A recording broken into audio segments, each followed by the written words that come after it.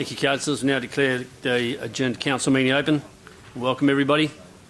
Councillors, thank you. The City disclaims any liability for any loss arising from any person or body relying on any statement, discussion, recommendation or decision made during this meeting.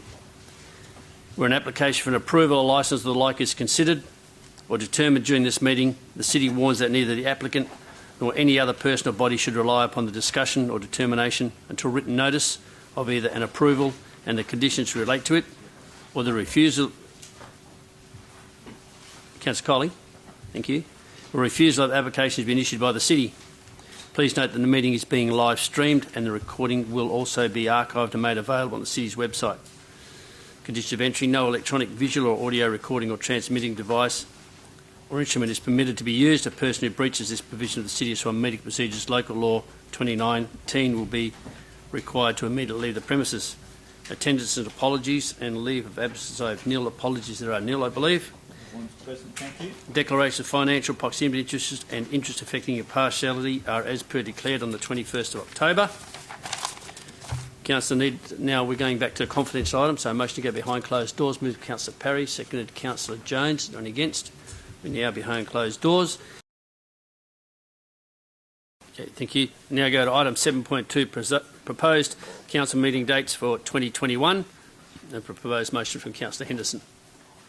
Thank you, Mayor. In view of the result of 7.1, where I attempted to test the waters, I withdraw the motion.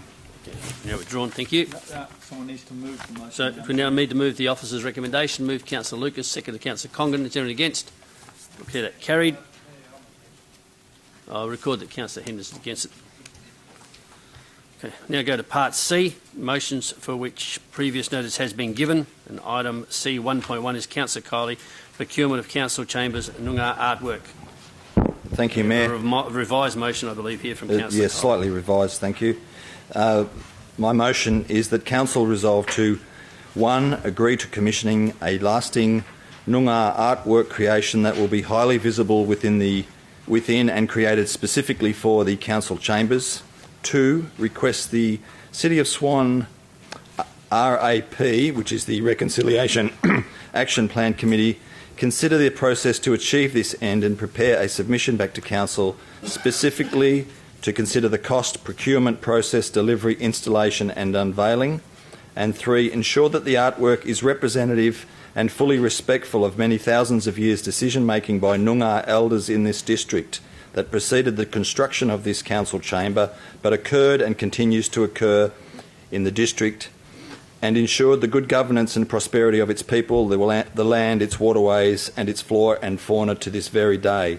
The reason for the motion is to have a statement within the chamber that is ever present and respectful of the local Indigenous culture, the Indigenous elders that went before us, and that which will oversee our decision-making process and encourage wisdom within the chamber.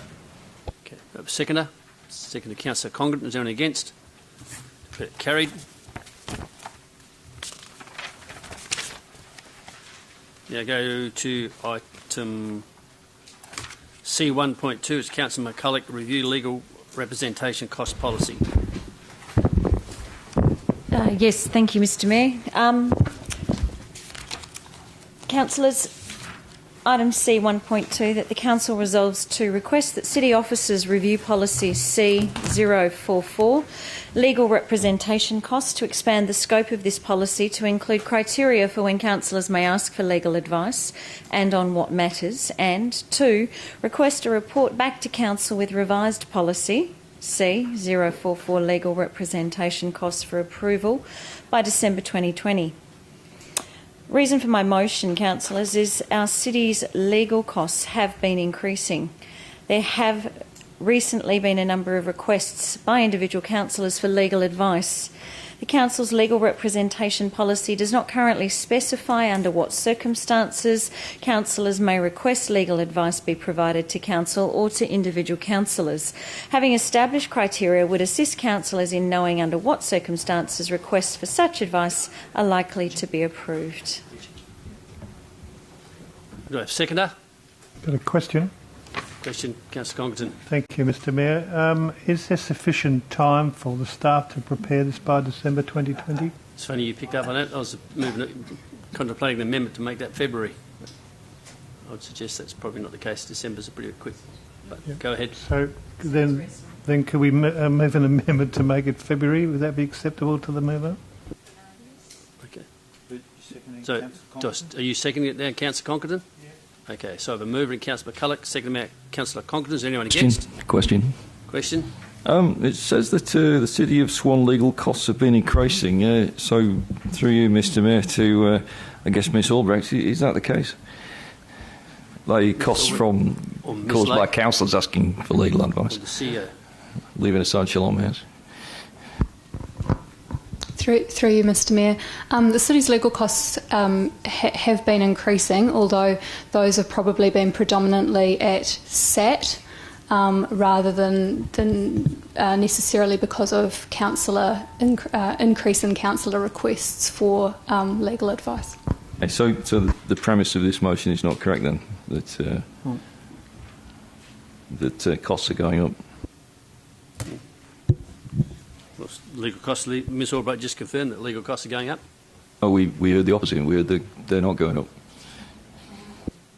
She just said No, we heard they're not going up as a result of councillor requests for legal advice. They're not going up. I think the word Ms Albright led was predominantly SAT. That's to say it's all it. So I have a mover and a second. I've asked, is anyone against? Yeah, I'm against. Question, Councillor Richardson. Just a question to staff, that with Christmas coming up, that then brings it back down to 3 months. Would that be enough time? February? Through you, Mr Mayor, I appreciate the amendment to February 2021. That should be sufficient time. Councillor Catalano. I've got a question, and that is, what are we actually talking about when you're talking about a review? Can you explain that to me? Staff being asked to What review. does that actually incorporate, and what are you actually going to be doing as part of that review? Thanks. Through you, Mr Mayor. So the current policy relates to legal representation for councillors. Councillor McCulloch's notice of motion is about putting some criteria or extending the scope of that policy to also include some criteria around where councillors are seeking legal advice on matters that are before the council. So we would need to review that policy to extend the scope of the policy to include that if this notice of motion is successful. And so what kind of areas would you be looking at to extend the scope of the policy? So at the moment, the policy only relates to legal representation. So, for example, if a councillor is taken to the council or a councillor is taken to court on a particular matter, this policy sets out how the city will support that councillor under that situation. Councillor McCulloch's motion, if I've understood it correctly, is more around the circumstances under which councillors may request legal advice relating to matters before the council rather than just where they're seeking representation by a solicitor for work to do with council. Okay, and that's exactly right, and that's what I was asking about. I wasn't actually asking about legal representation. I understand that they're two separate things. So what I was asking is, how are you going to extend, or what will you be looking at when you are actually looking at extending councillors' request for legal advice? What are the kind of things you'll be looking at in this review? So we would have to look at the purpose of the policy statement to expand that, to include it, and I think that it would need another section in the policy to specifically deal with requests from councillors for legal advice. Further to that, I haven't given that further consideration at this point because I'm waiting for direction from council. Okay, and thanks. And I just wanted to know what kind of... This is not something that councillors themselves can actually have any input into? Yes. Pardon? Yes, because council's got to approve it. I'm asking, can councillors have input into this review prior to it being presented to council? Not appropriate, in my opinion. So that's what I was asking. exactly. Not So appropriate. so the But it answer is no. But it is a policy that council will approve. If council Fine. determines Obviously, that it's going to which come they back to did, council yes. for approval in February, but in the meantime, it's not going to be something that councillors are going to be able to have any input into. Through you, Mr Mayor, our normal process would be for the policy to be brought back to council for approval, and at that point council could have input or make changes to the policy if they desired. Okay, then. All right. Councillor Cole, you got a question? Yes, Mayor, through you. I'd just like to know, could we end up in a situation whereby a councillor, whoever it might be, asks for legal advice on an issue, and then we have to then bring that request to council to see whether it agrees with the policy or the policy agrees with that request? Possibly. In which case, are we ending up with a situation where we're basically putting a request for legal advice, which we normally get approved through the CEO, back to a council situation where the majority might say, no, you're not eligible to get all that right, legal yes, advice? Through you, Mr Mayor, the obtaining of legal advice is an administrative task. It is the decision of the CEO whether or not the city procures legal advice and presents that to council. It's always been open to individual councillors to put forward a motion at council to request specific legal advice on a matter that's coming before council if the Chief Executive Officer has declined that request. So just to clarify, if we go ahead with this motion, which I tend to support, would it deny a councillor a right to legal advice in any situation? It's all right. I don't believe so, councillor. Righto. Now, I had a mover and a seconder, and I'll have Councillor Johnson against you wish to debate it. Yes, Mr Mayor. Quite important, this. Councillor McCulloch. Yes, thank you, Mr Mayor. Obtaining legal advice, councillors, on behalf of council is an administrative task. And we know that, and it's the responsibility of the CEO. And if the CEO has a conflict of interest, this task is delegated to another staff member. Now, currently, individual councillors can request the CEO to obtain legal advice, and the CEO has discretion whether or not to obtain that legal advice. On occasions, multiple requests for advice have been sought on the same subject matters by different councillors, which has led to duplication and double handling of requests to city solicitors. Councillors, legal advice is expensive.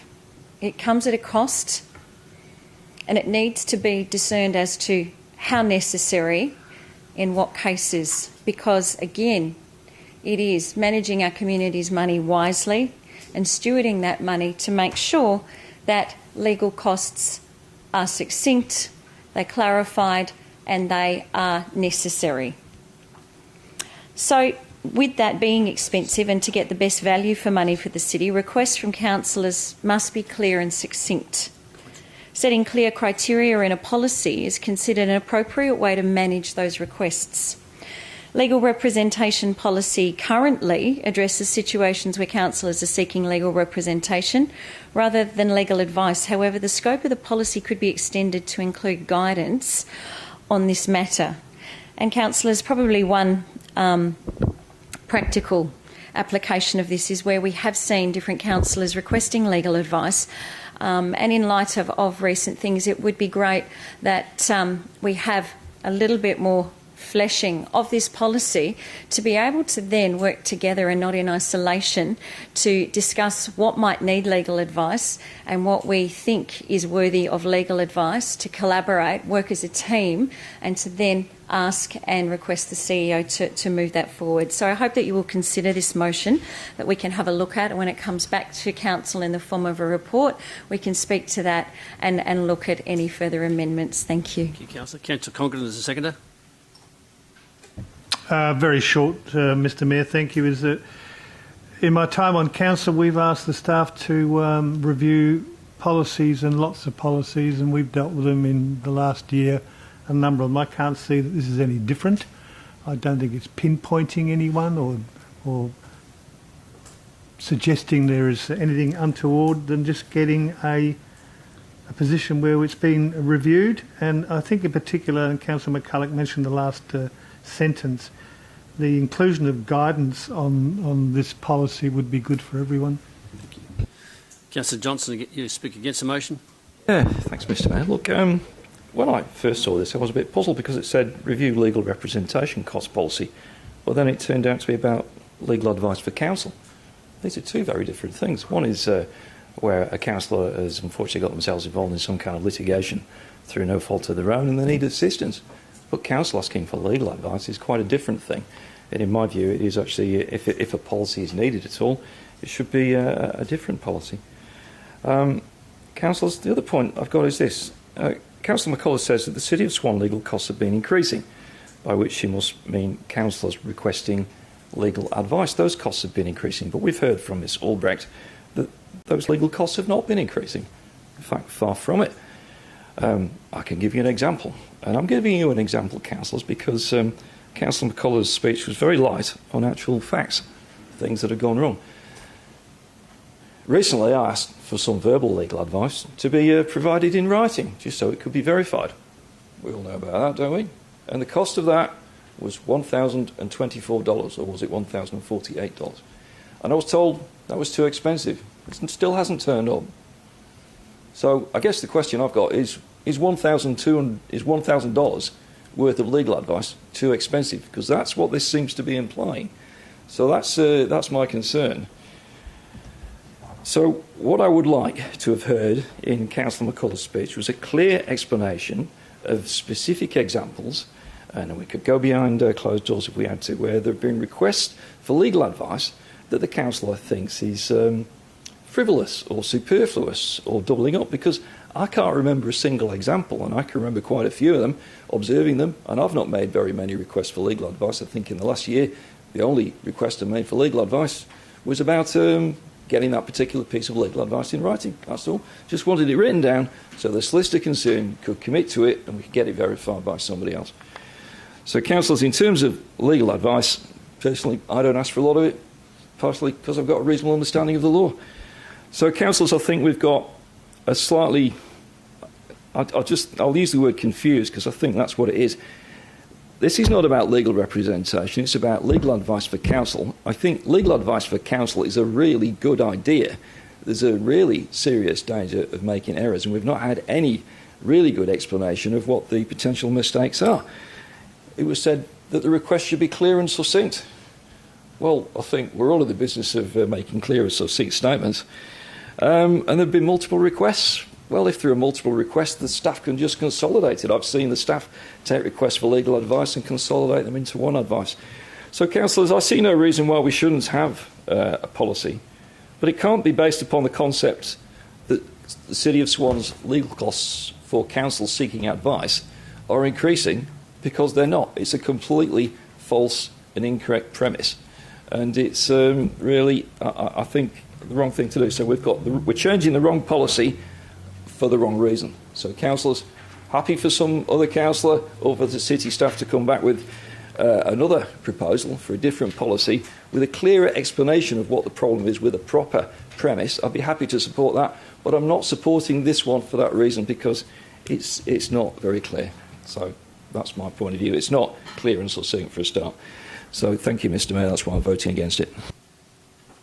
Question, Councillor A question, Mr. Mayor, and I'd like to clarify that. When working with staff with this policy, the reason for the motion, we had discussed aspects of certain legal costs increasing. So now I'm a little unclear and feel like I've been thrown under the bus a little with the fact that, with part of my reason working with staff with it saying the City of Swan legal costs have been increasing in this area, and now they haven't. So I just need a definitive answer so we can clarify this. Thank you. Ms Albright. Through you, Mr. Mayor, the city's legal costs have been increasing, particularly through things that are going to the State Administrative Tribunal.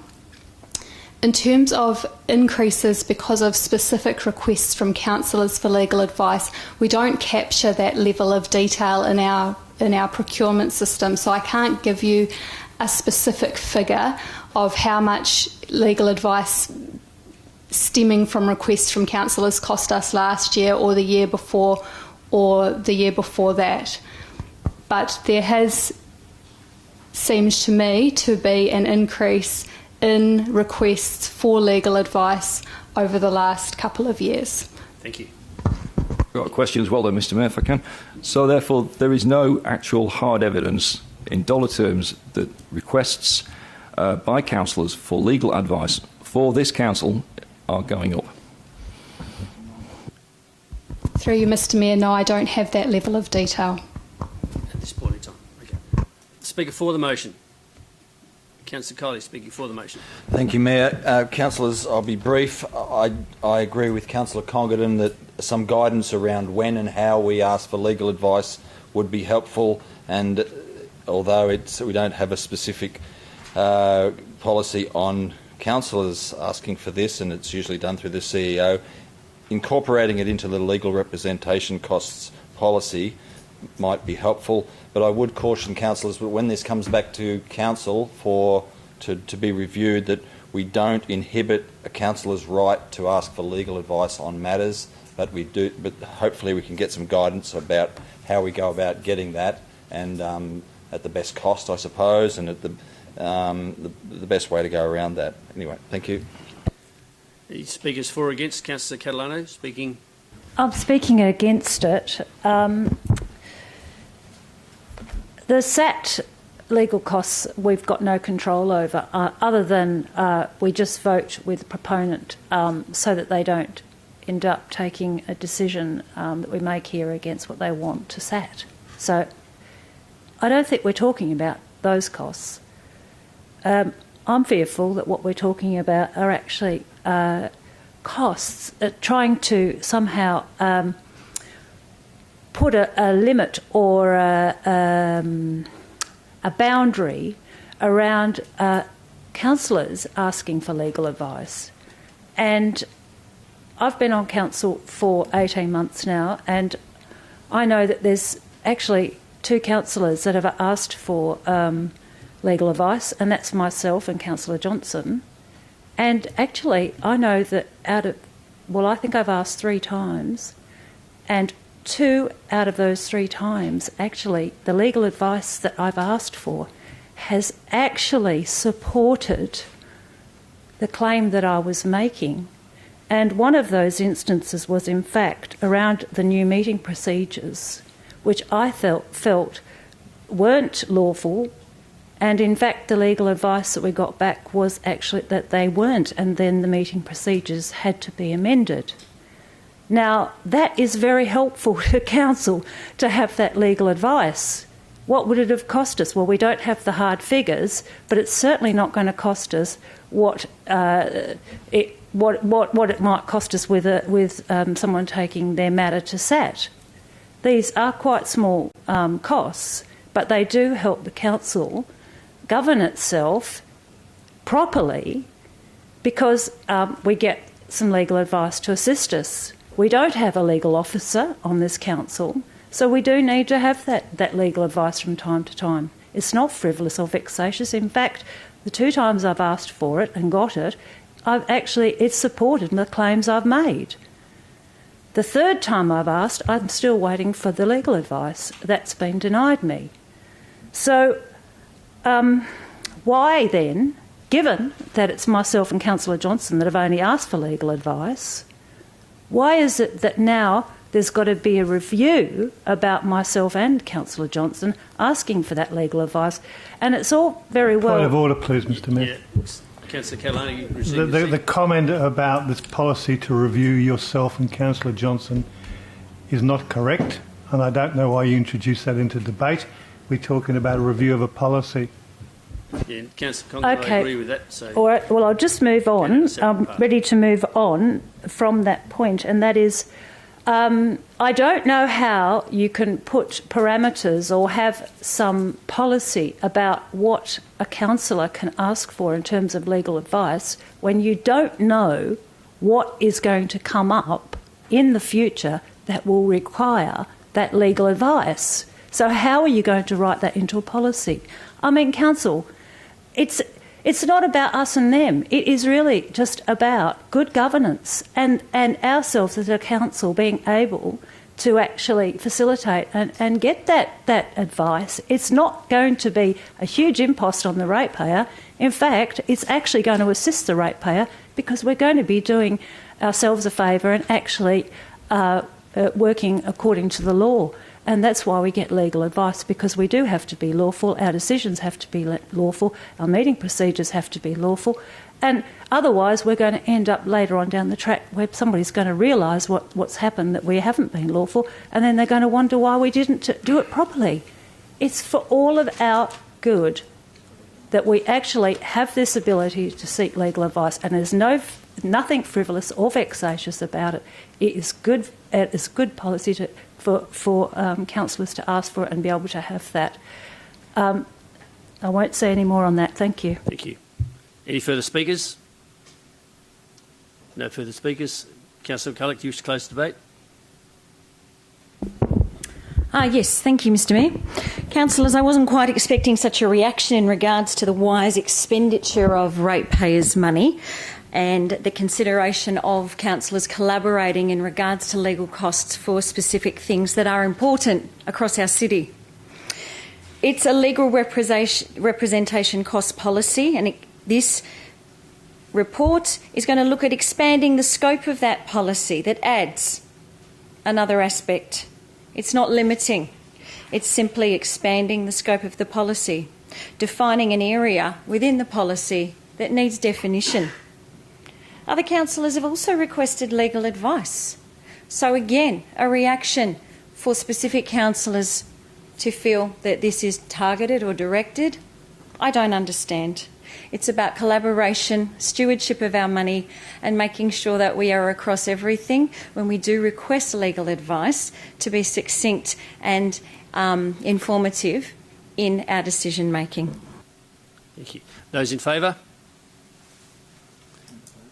1, 2, 3, 4. You in favour or not, Councillor Richardson? Your hand went up and come down. Okay. 1, 2, 3, 7, 8, 9, 10, 11. Those against were Councillor Catalano, Councillor Johnson, Councillor Scanlon and Councillor Richardson. The motion is carried. Takes us now to item C 1.3, Councillor Johnson, retention of confidential agendas and minutes and diligent. Thank you, Mr Mayor. My motion is that Council resolve to note that confidential agendas and minutes are currently not retained on the Council's Diligent Board software system in the same way as the public agenda and minutes. 2. Retain, commencing with the October 2020 Ordinary Council meeting, all confidential agendas and minutes in the Diligent Board's archive system so that they can be accessed by councillors. Reason for the motion: to make it easier for councillors to refer to past confidential minutes and agendas. No seconder. Is Councillor Kyler? Is anyone against? There is. Councillor Johnson, you open the debate. Thank you, Mr Mayor. I'll be quite brief about this one, councillors. It's just a simple practical matter. On your Diligent Board system, this is where you get your public agenda and your confidential agenda. About a month after the confidential agenda appears on here, it disappears. It is taken off. It does not go into the archive system. The public agenda does go into the archive system, so it's lost from our electronic record. Councillors, looking just for a moment at only the public agenda, the public agenda is retained and the public can see the public agenda. They can find it online, they can search it, they can go and get a paper copy if they so choose. But councillors, we are the custodians of the confidential agenda. We need to have access to the confidential agendas that we've seen and minutes in the same way that the public can access the public ones, because we are the custodians. We are the ones who need to refer backwards in time. Oh, what happened 2 or 3 meetings ago when we discussed that? Councillors, this came up during the recent CEO selection process. Some of us had to go back, and in the end it wasn't on Diligent Boards. I had to ask the staff if they could send me the information, and this caused enormous difficulty because it couldn't easily be found. Apparently only 1 or 2 staff members were able to access it. Councillors, we access to this information, easy, simple access to this information, in the same easy way that the public can access the public agenda. This easy access to confidential information by councillors, who should surely get the exact same access to confidential material as the public get to the public material is not available to us. And I'd just like to ask a question at this point, Mr. Mayor, if I can, to the CEO. Mr. CEO, just which staff do get access to the confidential agendas? CEO.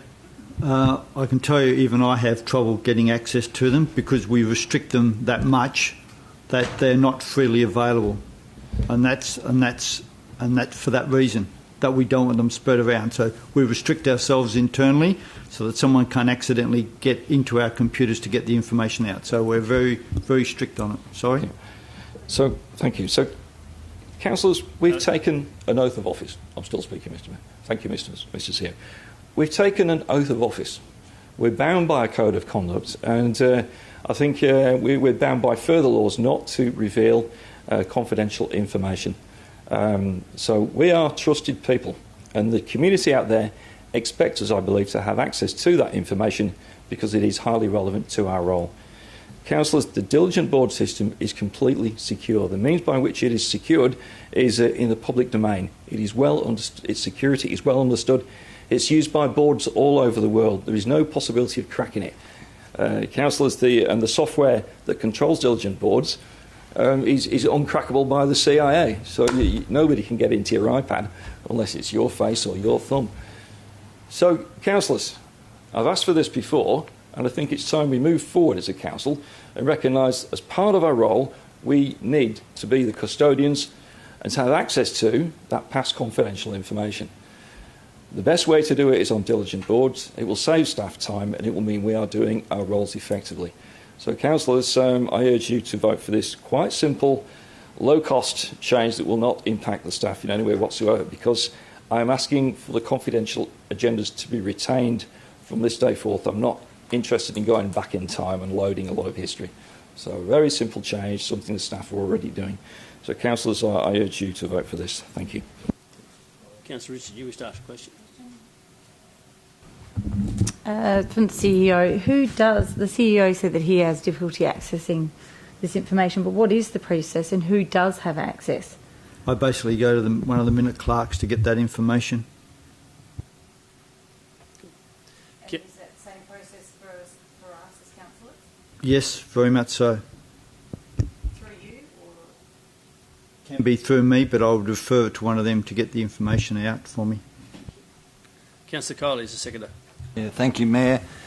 Councillors, as Councillor Johnson said, this will result in having access to this information is highly relevant to our role as councillors, and I completely agree with that statement. This will result in better decision making if we have access to this information. We can go back and refer to similar items, not necessarily related to a specific item, but it might be a purchase of a piece of land. We could go back and see potentially what we paid for a piece of land in an area. When we could go back and look at, compare situations that are quite similar and refer back over time to those situations.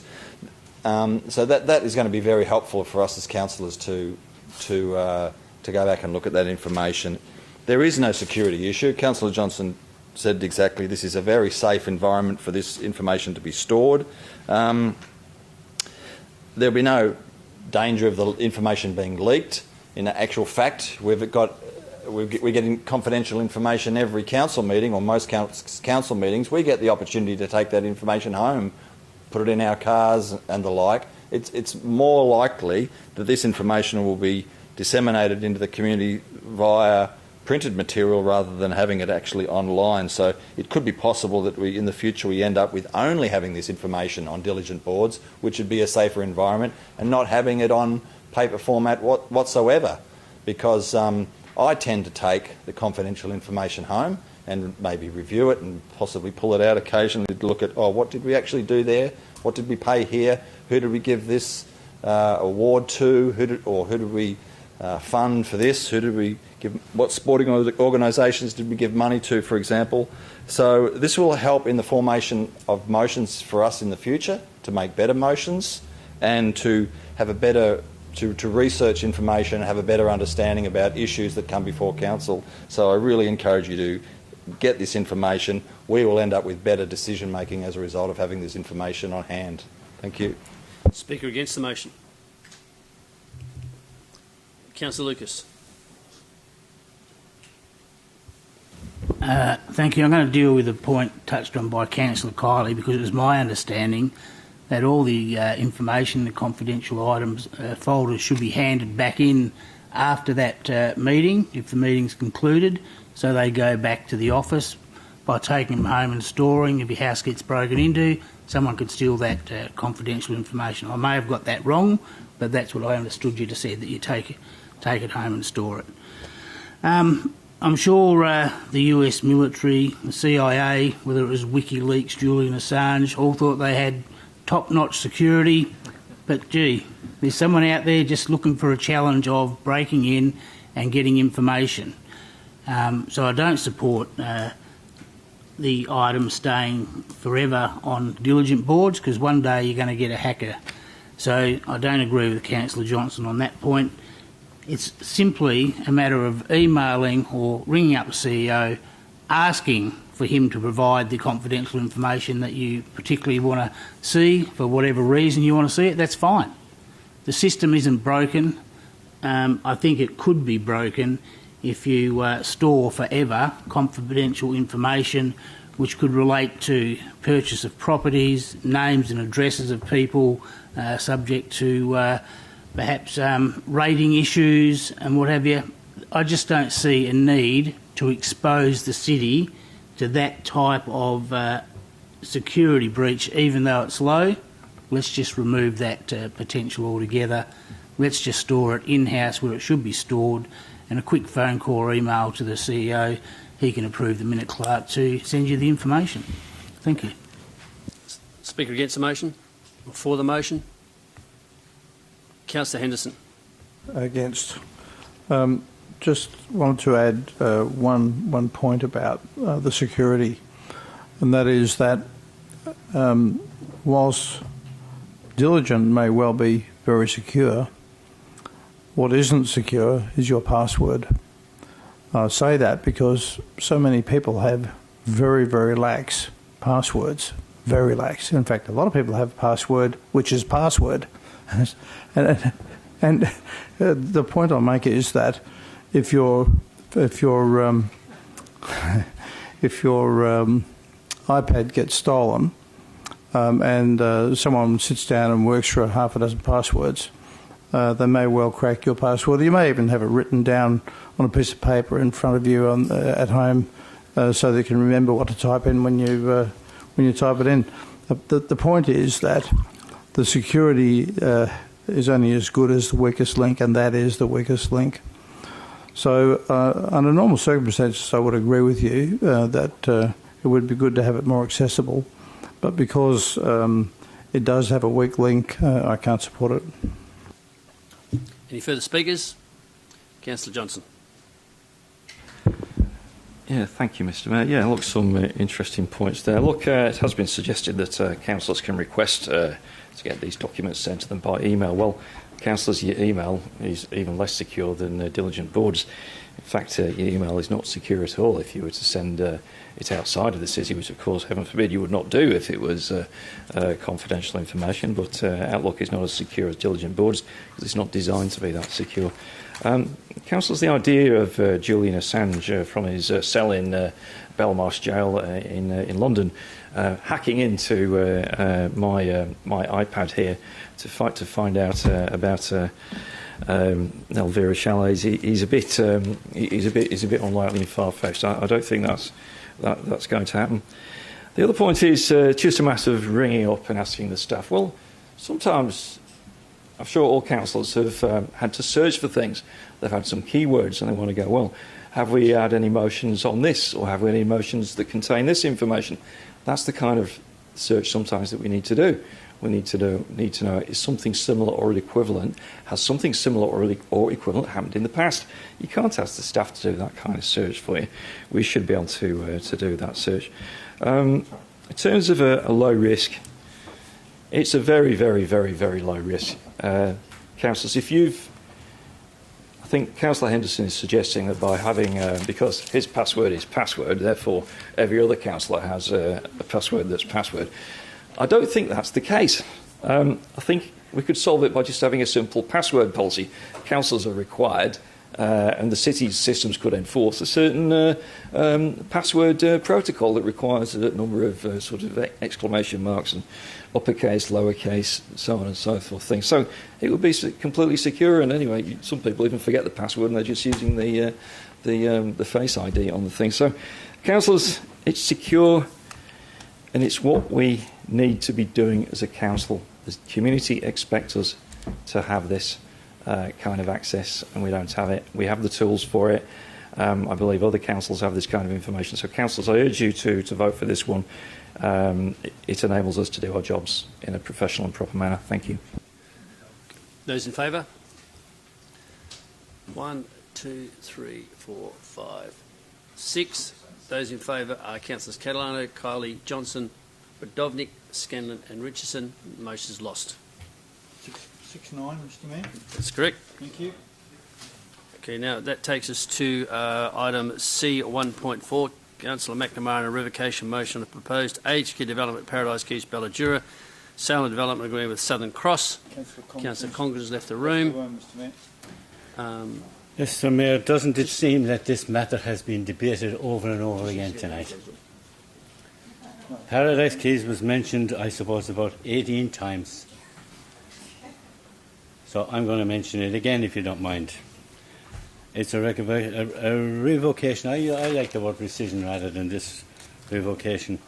Whatever suits you, Councillor. So recounts the Council resolved to revoke Part 3 and 6 of a decision of Council made on the 3rd of June 2020. And it is the sale of the agreement of Paradise. What's this? Are you putting it up? There it is there.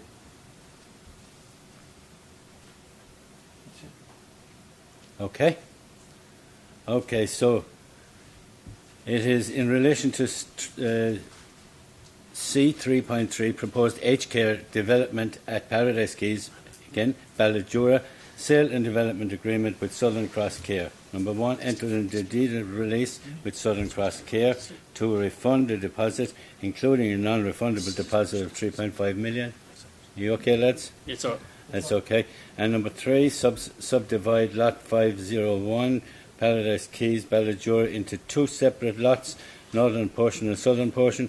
And 4, commence the new expression of interest, EOI, proposed to attract the proponent to acquire and develop only the northern portion of the lot 501, Paradise Keys, Ballajura, as a residential aged care facility in accordance with the special use provisions.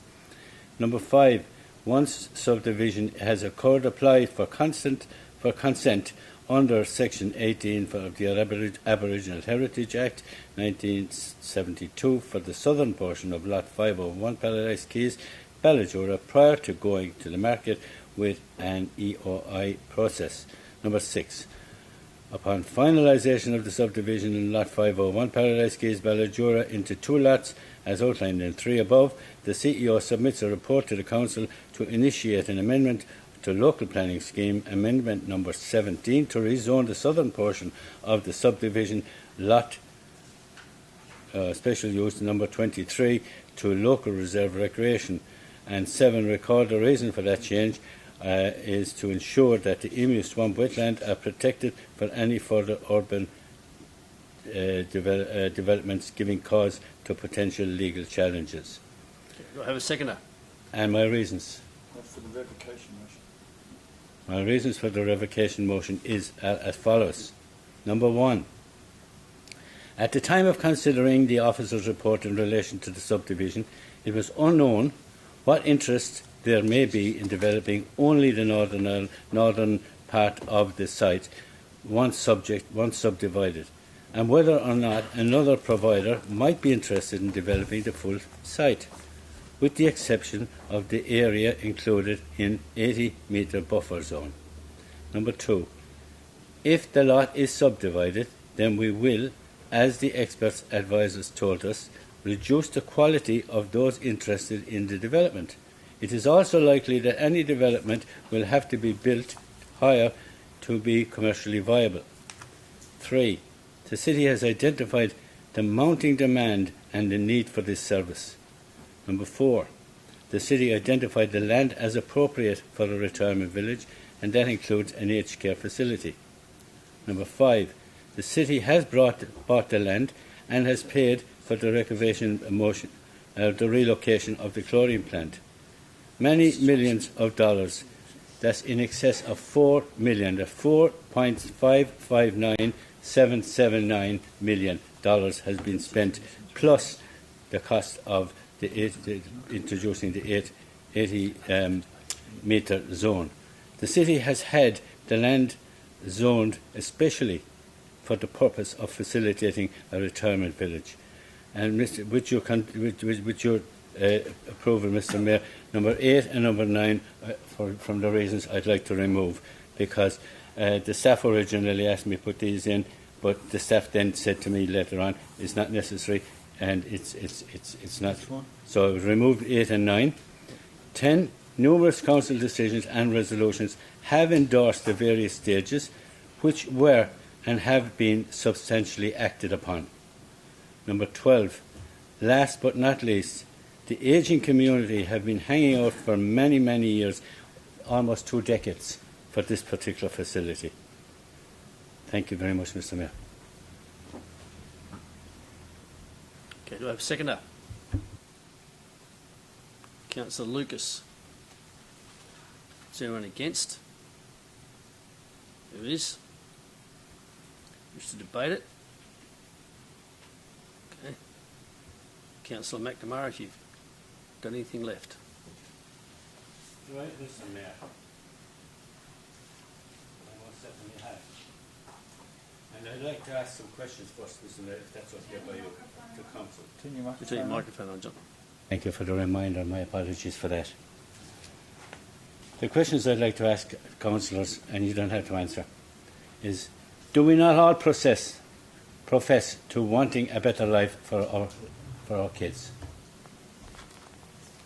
One better than we had. Don't we all agree that our parents had the same wish for us? And do we agree that our grandparents had the same aspirations for our parents? Councillors, I'll answer the last one myself. How then do we repay them for their sacrifice and efforts to make life better for us? Firstly, we must, within our power, appreciate the input which they had in our lives, and we must at least thank them and endeavour to make their time that's left on earth as comfortable as possible. Is that too much to ask, councillors? Mr. Mayor, I'm asked to justify my reasons for their lifelong input into our lives in just 5 minutes. But here goes, I'll give you my best shot, so you can start your clock. In September 2009, after years of searching for a suitable site to satisfy the serious need for this service, we identified this site as the most appropriate.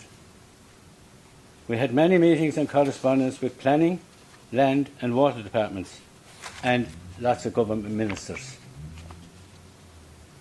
There were many decisions of council on various stages of the process, and all favoured the process.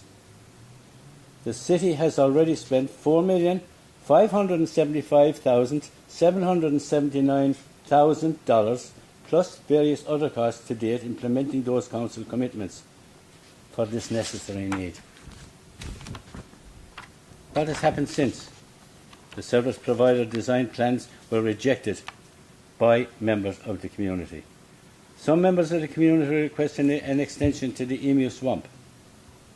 The providers pulled out of the deal, and the buffer was given as requested by the community. To this time, no reference at any time was made on the subdivision of the lot, by any section of the community or by any councillor. Some councillors have said that they campaigned on this issue, but at no time did they mention subdivision of Lot 501 in their election campaigns. At no time. Councillors, we have a valuable asset to sell to a prospective service provider. We have already spent millions of ratepayers' funds on the project. Why? Because we recognise the serious need. Why councillors would be reduced the ability of those service providers to design a much-needed facility which will hopefully satisfy and show appreciation for those hanging out for years for this facility and service. I plead with those councillors who had on many occasions agreed with this serious need and on many occasions voiced support for and voted according to ask themselves, why should I not continue to support this worthwhile cause? Mr. Mayor, on Saturday, 19th of October 2019, we had a local government election. This was right in the heart of the public debate on the aged care concept plan. It was also time for between 2 months of a public consultation on the Ballajora local area plan. The City of Swan consulted with the Ballajora community for 29 days between the 19th of August 2019 and the 17th of September 2019, 1 month before the local government election. And again for another 29 days, from between the 24th of January 2020 and the 19th of February 2020, 3 months after the local government election. As already said, the aged care facility was forefront in the topic of the Ballajora community. We had 247 people making 487 comments, Mr. Mayor. The first stage, 29 days, and remember, in the heart of the election campaign, 5 key priorities were identified. There were parks and playgrounds, shopping centres, streetscape, traffic, and a lack of social spaces. In the second stage, 29 days resulted in 11 submissions being received, which included footpaths, upgrade to Enderby Park, playgrounds, speeding on Paradise Quays and Summerlex Parade, electric vehicles, rezoning, property allowed for extra property allowed for subdivisions, bus shelters, concerns over rubbish pickup, more trees, bus connections, intergenerational learning of different faiths. 1 minute, Councillor. You've got 1 minute left. The comment resulted in only 8 on Paradise Quays aged care facility. 8 comments. 1 was the person wanted a dog park fence. 2, not happy with the green entrance because it affected the value of their houses, and and the other one then was they would prefer to see the suburb become its own entity. That is, Mr. Mayor, 3 negative comments out of 487, and even those 3 never mentioned subdivision. It was not a case of subject not being in the public eye. Even the Ballajora local plan had 37 pages. Here it is, Mr. Mayor. 37 colour pages. 22 were in the lakes area. 22 of those colour pages. So they can't say it wasn't in public view. Councillors, all you have to do is recognise and understand the reasons for this motion. You have supported this cause on many occasions. Why? Thank you, Councillor. Because it's a very valid and urgent need. I have one more line, Mr. Mayor. May I? Yes, one more line. Councillors, we owe it to them. Please support it, and let's get it done for them. Thank you very much. Councillor Lucas, the seconder. Thank you. There's not much left to say, but items 1 and 2, is my understanding of Councillor McNamara's motion, have already been completed according to the officer's comments. But I think it's time we can now go back to the drawing board, councillors. This talks about separating through subdivision the northern and the southern lots, which I support. I also support the fact that the extra buffer zone from 50 to 80 metres has been endorsed. So I don't see any reason why we can't go out and test the waters again. There is a clear need for aged care. That site has been identified and zoned for the purpose, and obviously we'll be cognisant of any design coming forward and get in early, like we did with the confidential item earlier tonight, to make sure we see what the development application looks like before going out to the public. So I can support this with clear confidence. It has been a bumpy ride, but I can't see why we can't now go back and examine the possibility of advertising and putting out an expression of interest and advertising for aged care facility to go on the northern site, and let's see what happens with the southern site. Thank you. Mr. Albright, did you indicate you wanted to say something, or are you just changing your position? Okay, thank you. Councillor Henderson, you indicated you're against the motion. Thank you, Mayor. I've heard a lot of views and opinions from Councillor McNamara, but I've also heard a lot of views and opinions from the community. And I think if you sit down, weigh those up, having been to the community meetings and having looked at the amount of money we've spent so far, I do believe we need to continue with the direction we've set and get a good outcome for aged care in Ballajura. I think ultimately that's our aim. We know we need it. Just how we do it is the key. Thank you. First speaker for the motion. Speaker against the motion. Councillor Parry. Thank you, Mr. Mayor. I'm glad Councillor McNamara raised the local area plan. I'd just like to go through a few things, actually, just from a quote. Ballajura is long overdue for a large age-appropriate playground. There is currently little to no playground equipment for toddlers or anywhere for mums for their young children. A large fenced playground incorporating nature and water play with traditional play equipment, also a public toilet. It would be nice to have a local park I could take my kids to instead of having to leave the suburb.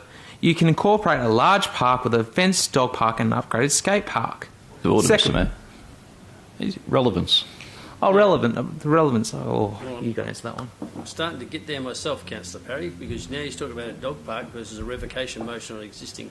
Well, I'm just simply rebutting Councillor McNamara's point of view from the local area plan. I'm exactly quoting from it. I think it's relevant because he raised it as part of the process. I'd like to hear what Councillor Parry, that line of argument, I'd like to hear that, Mayor. Yeah, I think you're cutting me off quite early in my speech, Mr. Mayor. Yeah, that's right. I stopped the clock, but I thought that's fine. Vague. Councillors, there are only a few documents I have on my desk. One, Councillor Congdon's My Campaign pamphlets and the local area plan for all the suburbs in the Whiteman ward. This is what they say how we treat parks in Ballajura. Not me, but from my local community. This is the whole reason why we need to why this motion, or my previous motion, was to include an intergenerational playground or all abilities playground instead of what is currently being proposed. I'm proud to live in Ballajura, proud to be on two boards of for the two local schools in my area, and also to be their Whiteman ward councillor. I'm also the only Whiteman ward councillor with young children. I'm sick and tired of my 6-year-old kid asking me to go to the Naranda playground because we have no suitable playgrounds in Ballajura. If the local area plan is not enough for you, have a look at Councillor Congdon and my Facebook account in relation to the All Abilities Playground in Ballajura. Over 400 likes and a reach of more than 13,000 people, not clicks, but people, and also 60 people sharing our opinion. And for the record, my rates post only had 40 likes in regards to it.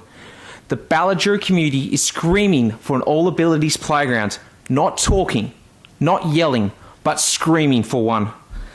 An All Abilities Playground in the location I'm proposing to you is also nothing new. Even Councillor McNamara was involved in the discussions.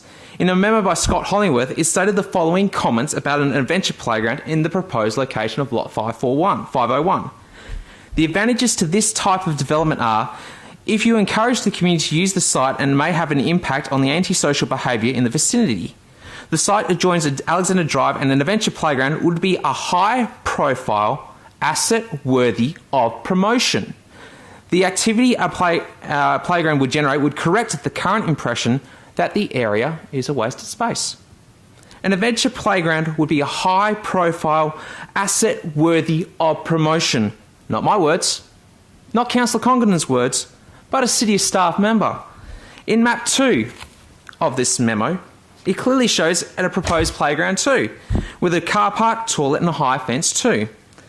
On another memo dated on the 17th of June 2009, it stated a proposal has been received from Ballajura ward councillors at that point in time in 2009 to move the new playground approximately 50 metres west towards Alexander Drive. Not one councillor, but councillors. Unless I'm mistaken, Councillor McNamara has been on council before 2009 too.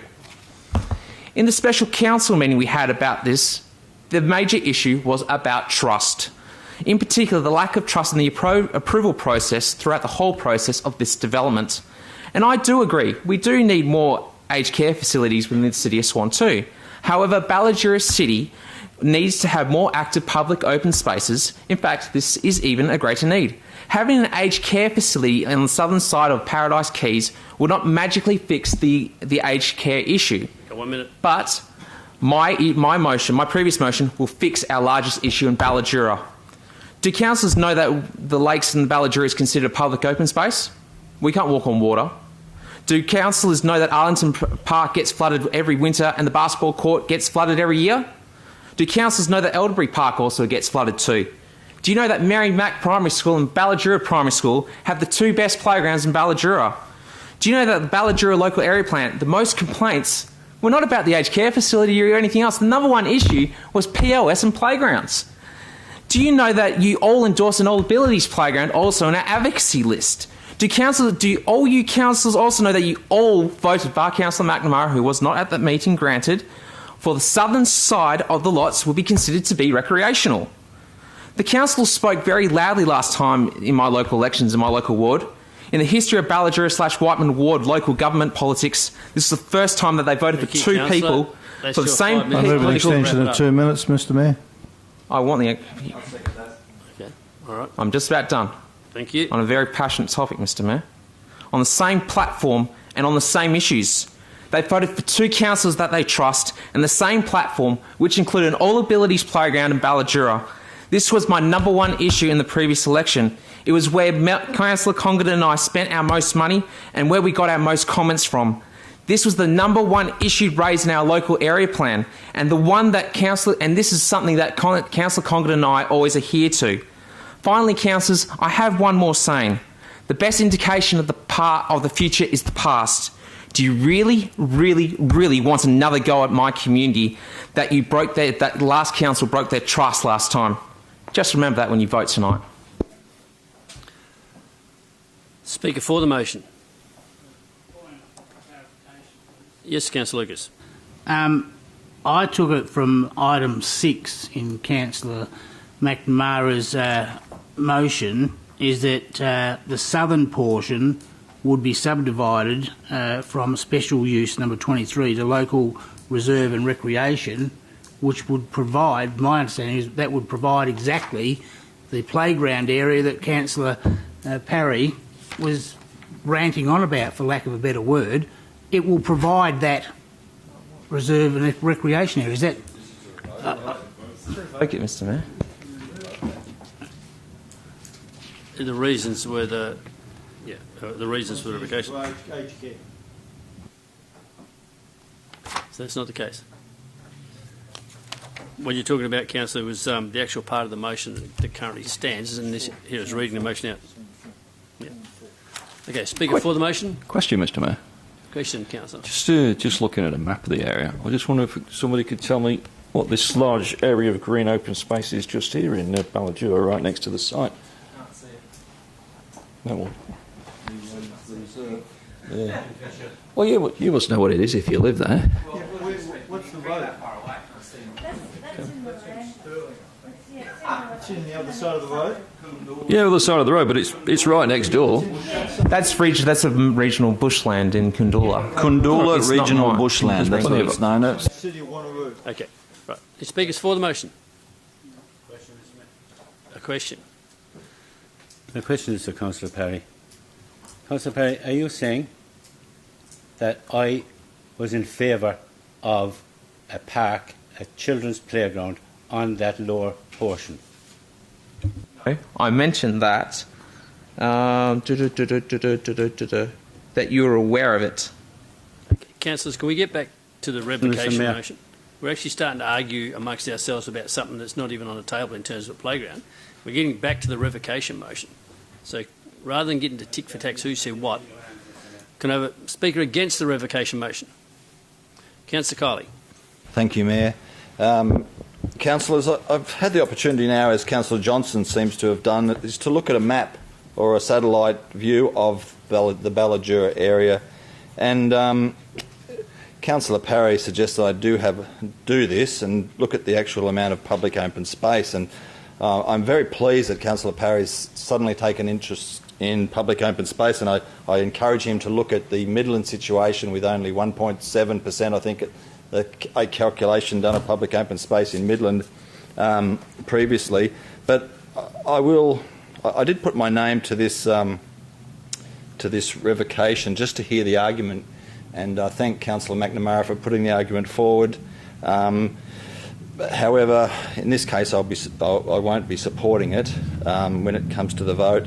Councillor McNamara talked about a survey done where a lack of social spaces was mentioned as something that's of concern to people in Ballajura, and I can see that by having a local reserve and recreation area on the lower portion of the Paradise Keys lots, that would satisfy a lot of the community, and obviously the local area plan points to that, as Councillor Parry has mentioned as well.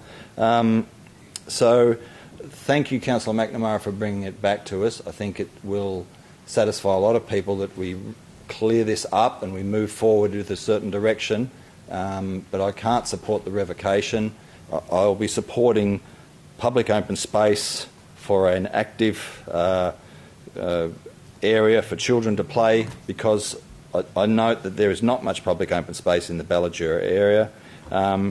There is a clear need for aged care, as Councillor Lucas pointed out, but ensuring that we create a better life for our children also includes play spaces. And you mentioned that yourself, Councillor McNamara, that ensuring that we have a better life, that our children have a better life than we had, is to provide for the things that the community are asking for, and that is about public open space. So I won't be supporting the revocation. Thank you. Any further speakers? Councillor McNamara, your right of reply before we decide on your rescission motion. How many minutes have I, Mr Mayor? Because I could do with 3 days on this. Mr Mayor, number one, previous councillors voted to spend $4.557 million on this particular project because it was certainly abused and needed. It was needed badly. We had 2 new councillors came on board and it changed completely. At no time did the previous councillor... Just 1 second, Mr Mayor, can you stop the clock for a moment? Sorry, Councillor McNamara. Do you want to ask a question? Oh, yes, I was interested who the 2 councillors you were referring to were. Councillor Conklin and Councillor Parry. Thank you, I wasn't too sure. Thank you. Councillor McNamara. So, thank you, Mr Mayor. The issue is, Councillor Parry admits freely now that he would prefer a children's playground on that site rather than look after our aged people.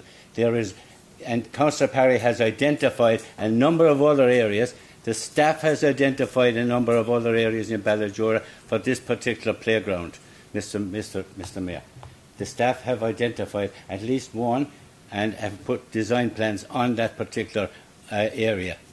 So, Mr Mayor, Councillor Parry is not telling us the full truth from the point of view of what the reasons that he wanted this place subdivided. He wanted the place subdivided because he, in his own words, wanted a children's playground on this to look after his own kids. Point of order, Mr Mayor. You can't make a personal reference. Councillor McNamara, you're probably getting a little bit personal. I don't find that appropriate. Back to the motion. Thank you very much, but I'm not just repeating what the councillor just said. Okay. Yeah. Thank you. Can we stick to the motion? Thank you. Okay. I am, Mr Mayor, very passionate about this because it took nearly almost 20 years. We're looking for this particular facility for our aged and our old folks, right? I have here a petition which is not yet completed. It only took about 15 minutes to get 70 signatures to stop the subdivision. I'm not going to present it tonight because there'll be probably 5,000 before it's finished. Anyway, to make a long story short, Mr Mayor, this is really, really needed. Councillors, all 100% of them almost, except 1 or 2, actually voted for this, voted to spend the money, rezoned the area, got it organised, bought it and spent the money for one particular purpose, for our old folks. For our old folks so as we could actually look after them. Councillors, Just do what you're supposed to do. Look after our old folks. That's all I'm asking you to do. End of story. Thank you, Councillor. Those in favour of the revocation motion? 1, 2, 3, 4, 5, 6, 7, 8. Thank you very much indeed. Revocation motion. Now, Councillor, your work's not done yet. Now you have to go to... That's all right. At least one half the job is done. Who are those four again? For Mr. Mayor? Sorry, you want those four was Councillor Johnson, Councillor Scanlon, myself, Councillor Zanino, Councillor Lucas, Councillor McNamara, Councillor Jones and Councillor Richardson. Thank you. And the rest were against. The rest are against. Okay. Now your hard work starts, Councillor. You have to move your... 8-6. Now you have to move your new motion.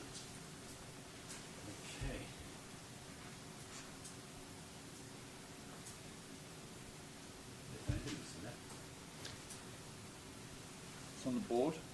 It's on the screen, John, if you need it. I am having a Joe Biden time. As long as it's not Trump, isn't it? No, forget. But so where am I? So my motion, Mr. Mayor, through you, is to maintain. The council resolved to maintain lot 501 Paradise Keys is one lot, and do not subdivide the lot. Advertise for expressions of interest for the development and management of the aged care facilities on the site. Ensure that interested developers are made aware that this council has introduced an 8 metre buffer on the lower section of the lot, and that is to ensure that the community have got to get that whatever. And the reasons are maintaining the lot in one will ensure quality development that will meet the community needs.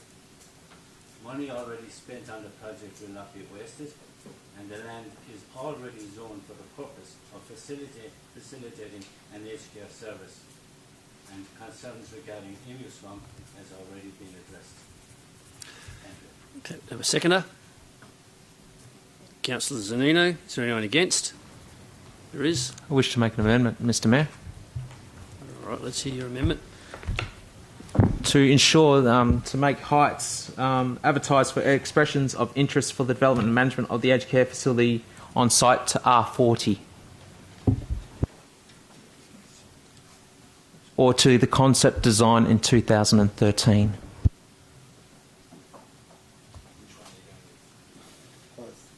I'll go 2013 concept design, please.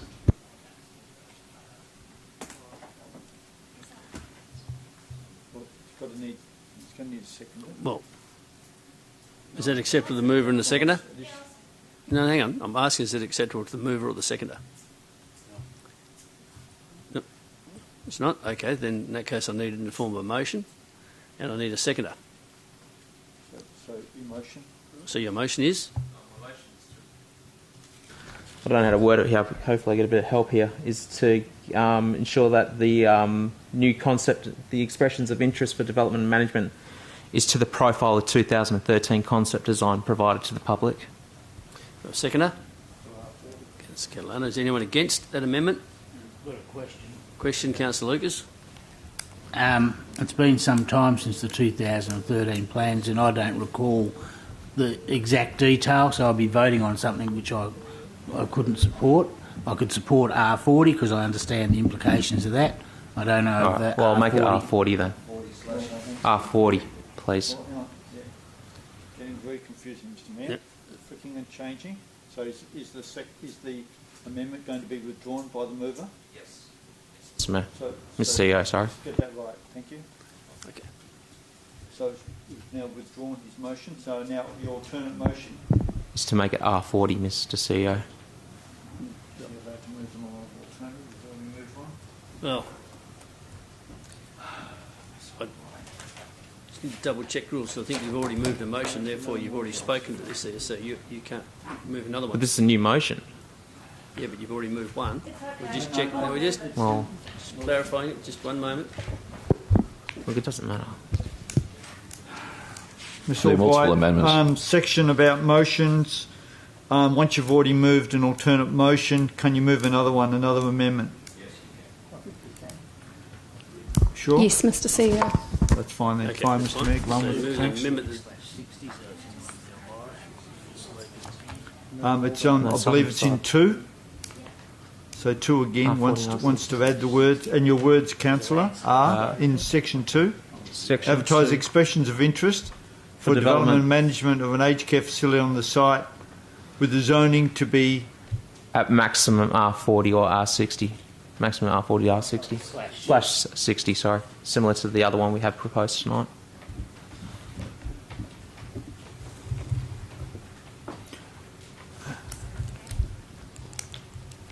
Seconder? That's it. Okay, with the move and the second. Now, Mr. Van der Linde, would this need a, like the other one, need a motion back to council? We need to... Mr. Mayor, our intent was to bring a report to council in November to propose the northern site to be rezoned, similar to that's fine. Elvi. So, but if that is included tonight, we don't have to bring the report to council in November. thank you. Wish to make an amendment? Yep. So, okay, no, it's been accepted by the mover and the seconder, so it's now part of the motion. Okay. Wish to make another amendment, Mr. Mayor? Another one. Yes? That the community is consulted all Ms. the way. Albright? Through you, Mr. Mayor, we only deal with one amendment at a time. We agree to it. Okay, well, that's already been accepted by the mover and the second, so it's already part of the standing motion. Okay. That the community is fully consulted at every step of the process, Mr. Mayor. That'd be after the report to council. Yep. Okay. That's Right. So good. Mover and seconder on the motion on the board. Is there anyone against? Just to be clear, I think Mr. Van Lien said that there wouldn't be a motion to council if we said it tonight. Yeah. Can you clarify that? What he said was he was preparing a report to council next month to rezone the site R60 or R40. He now doesn't have to do that. He goes straight out to advertise. There you go. Okay. Right, now get back to it. Is there anyone against? No. Motion as amended on the board. There is? You don't debate it? No? No, that's where Why are you against it? Okay. Those in favour? Okay. 1, 2, 3, 4, 5, 6, 7, 8, 9, 10, 11, 12. Those against are Councillor Catalano and Councillor Kiley. The motion is carried. Someone recall Councillor Congerton.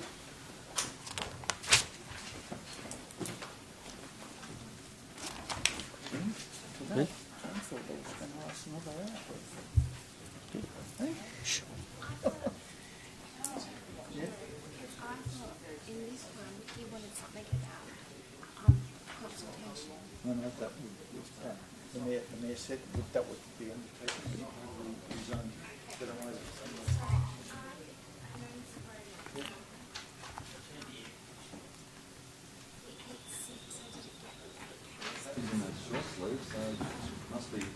Yeah, she just suffers tropical moments. You just hurry up and get back. The meeting will be over. Well, that land slopes down. Present it when the next council meeting, John. Excuse me, Mr. Mayor, can we get the air conditioner turned back on, please? Yep. Councillor Congerton is the air conditioning expert. Could you turn it back on, please? Are you a little bit hot or something? Okay, thank you, councillors. Now move to item C 1.5, Councillor Zanino, letter to the Minister regarding rates. Thank you, Mr. Mayor. Councillors, I stand to move that Council resolves to 1. Write to the Minister for Local Government, Heritage, Culture and the Arts requesting a response in relation to the following items. A. Current status of the review of the Local Government Act 1995 in relation to rating. B. What steps the state government have taken to ensure the concerns of the city's rural residents regarding the method of valuation for rating purposes have been considered, in particular in definition of such words as rural and predominant use of the land. And C.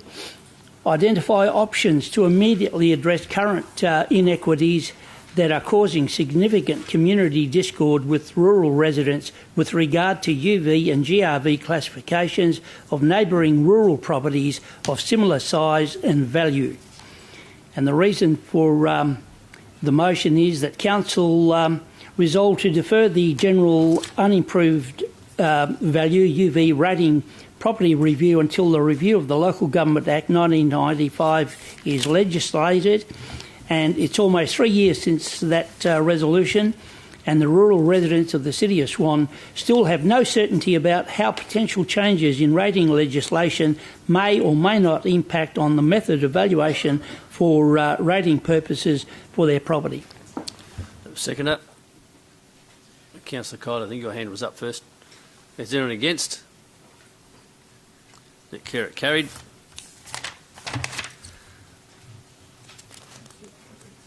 And that takes us to C1.6, which is Councillor Parry in Bradman residential densities.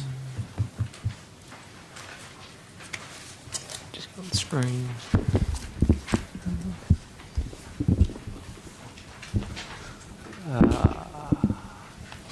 Here's the report. Can't see, sorry. Done? Yeah, I haven't got it on my agenda. That council resolved that the city conduct an analysis of the residential densities applied in Bradman at a structural planning stage compared to actual densities achieved in the final development stages and assess its impact on the provision of public schools and community infrastructure, including POS embellishment, to serve the population of the area. Do I have a seconder? Seconder and Councillor Kyle. Is there anyone against?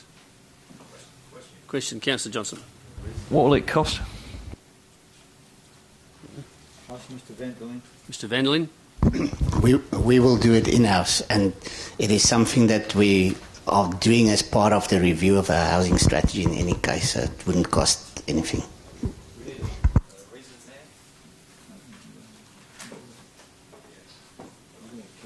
Yep. Well, you better make one up, Councillor. To provide city's future analysis of the requirements for new suburbs. Yeah, no, yeah, I think you probably got it covered, but that'll do. Now, we had a second. Is anyone against? No, okay, that carried. We now go to items. Yep, C1.7, Councillor Lucas, revocation motion for Walcott Avenue Road upgrade. Thank you, Mr Mayor. I'll give notice of a motion to revoke the decision of Council made on the 21st of October 2020 at the Ordinary Council meeting regarding to item 5.2, Walcott Avenue Road upgrade. And the motion that was passed was 1, not undertake any work on Walcott Avenue between West Swan Road and Murray Road at this time. 2, commence the process to temporarily close Walcott Avenue to the west of Murray Road for a period of 24 months by giving public notice of a proposed temporary closure and calling for public submissions. 3, request the CEO to present a report to a future meeting of council to consider the options of the road closure becoming permanent. This report should be presented prior to the reopening of the temporary closure. And 4, record the reason for changing the officer recommendation is to enable council to review the impact of a temporary closure prior to consideration of a permanent closure at a future time. And my reasons for the notice of motion to revoke are 1, it is premature to seek the closure of Walcott Avenue to the west of Murray Road before undertaking further traffic modelling and the analysis on the impacts of urban growth. 2, the closure of Walcott Avenue will result in additional traffic being diverted to 2 other rural roads, being Harrow Road and Park Street, which will be to the detriment to residents living on those roads and may well result in road widening and improvements being required on those roads at additional costs. And 3, it would be financially irresponsible not to carry out the planned asset renewal works to the value of $320,000. If delayed and not carried out as programmed, this minor pavement rehabilitation and resealing of this section of Walcott Avenue is likely to increase to $1.25 million, being an additional $930,000. Thank you. Do I have a seconder? Councillor Parry. Is anyone against? There is. Wish to debate it? Yes? Okay. Councillor Lucas? Thank you. So, as stated, I believe it's premature to seek closure before undertaking further traffic studies. And whilst Councillor Zanino and Henderson may have met with local residents supporting the closure of Walcott Avenue, did they have the same courtesy to residents who live on either Park or Harrow Road, Park Street or Harrow Road, who will be affected by the extra traffic being diverted to those two roads? I believe it's prudent to do a process and do the analysis before seeking road closure. I'd like to see, point 2, the closure of Walcott Avenue will result in additional traffic being diverted to two other rural roads, being Harrow and Park Street. So that'll that will result in more traffic being diverted onto Harrow and Park Street, and I believe that's totally unfair and inequitable. And I submit that it's a better outcome for the greater community to keep Walcott Avenue open at this stage. The status quo remain until we have Henley Brook Drive constructed, and I'm advised by Mr Coaten that should be within perhaps 3 years.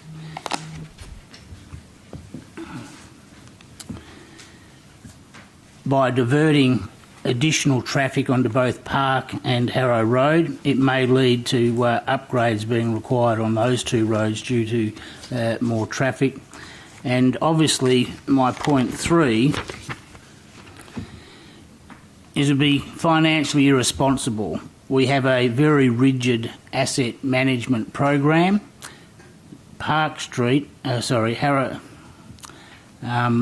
Walcott Avenue was programmed to be upgraded now.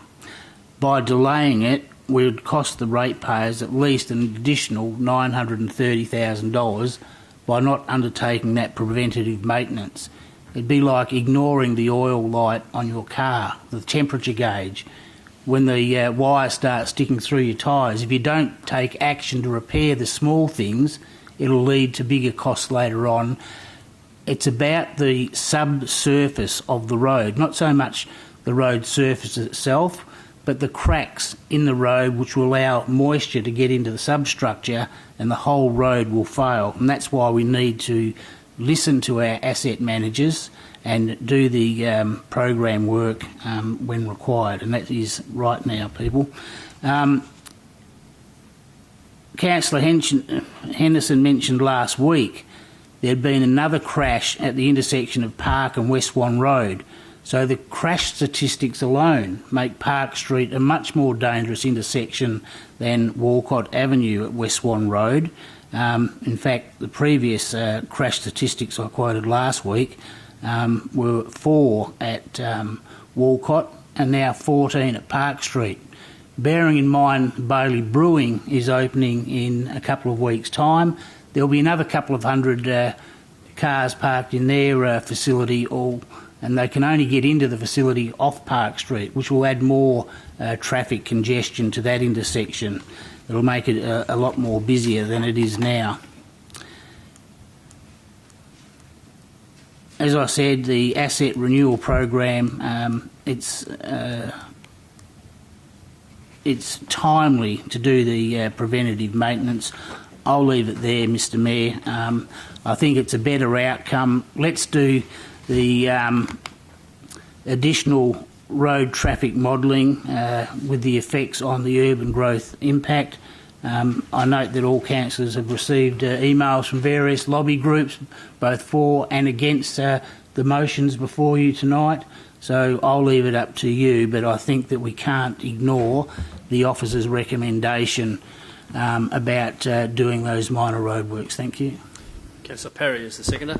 I'll be very quick, Mr Mayor. I completely concur with the monetary aspects in regards to this. In fact, I've got a very good friend who's project manager for one of the Great Eastern Highway bypasses. So I asked him directly about this motion itself. And he said, what happens if we don't redo the roads? Well, basically, what the major issue I have with Councillor Zanino's motion was not to do any works. I asked him what was the impact of that if we did not do any of the works. And he said, it minimum will cost you 3 times the amount, probably 4 times the amount, and certainly maybe in 5 times the amount. That's the issue that we have. It's preventative maintenance in regards to our assets. That's quite important as well. Councillors keep saying, how do we reduce rates? How do we do this? This is a clear indication how we do it. It decreases from 1.25 down to 320.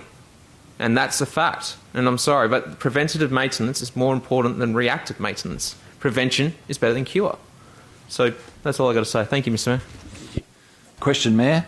Can Yes. I get some staff clarification on this additional cost that's supposedly going to take place? The question is to staff, through you, Mayor, is there really anything stopping the city coming in and fixing potholes and patching sides of the roads in the next 2 years or within the next 3 months or 3 weeks? Is there anything in the original motion that would prevent any preventative maintenance being done on the road whatsoever? No, Ms. Ali. Ms. Ali, can you respond to that? Sorry, I'm just reviewing the motion. So point 1 was not undertake any work on Walcott Avenue between West Swan Road and Murray Road at this time. That's correct.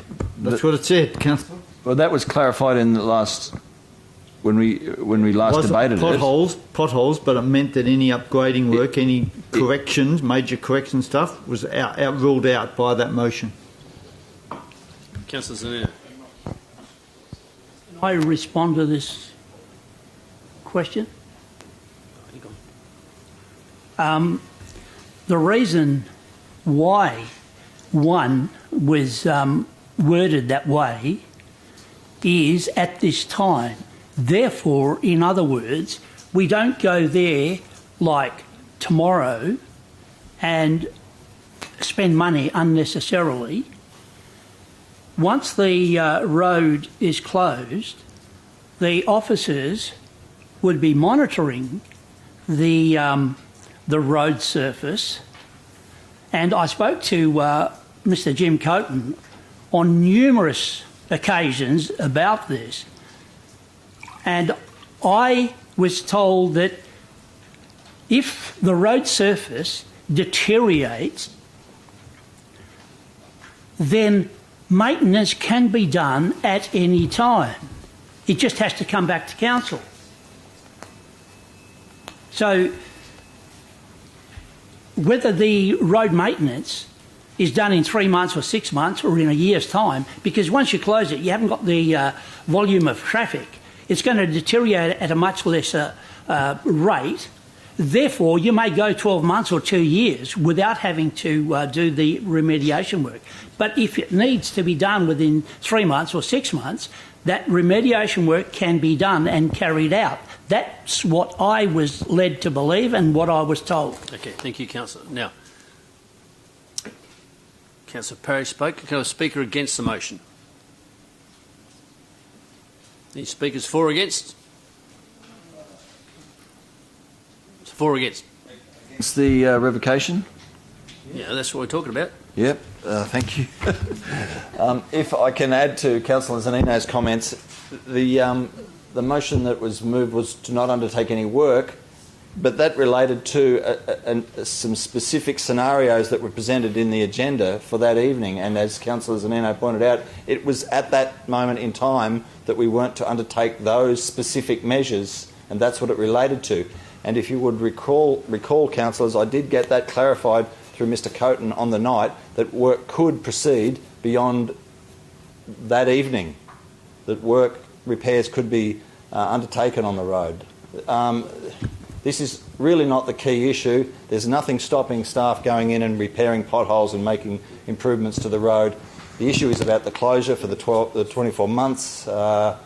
So this is a bit of a furphy in my belief about the cost that's going to be attributed to council's coffers. We're not going to be lumped with further costs down the track because we can make improvements to the road as needed where the potholes arise. So please don't give this community the opportunity to live in a rural lifestyle that we've already heard tonight from an earlier deputation or presentation to council outside the meeting time that we're looking to protect the valley, not open it up This is about protecting a pocket of the valley. And when you think about the valley as a whole, it is a pocket. The valley itself is a pocket of this urban metropolitan area. So we're looking to protect not only the Swan Valley, but this pocket and the whole lot. So this is a measure which will do that and let the people of that area enjoy the peace and quiet of a rural lifestyle that they initially bought into the area for.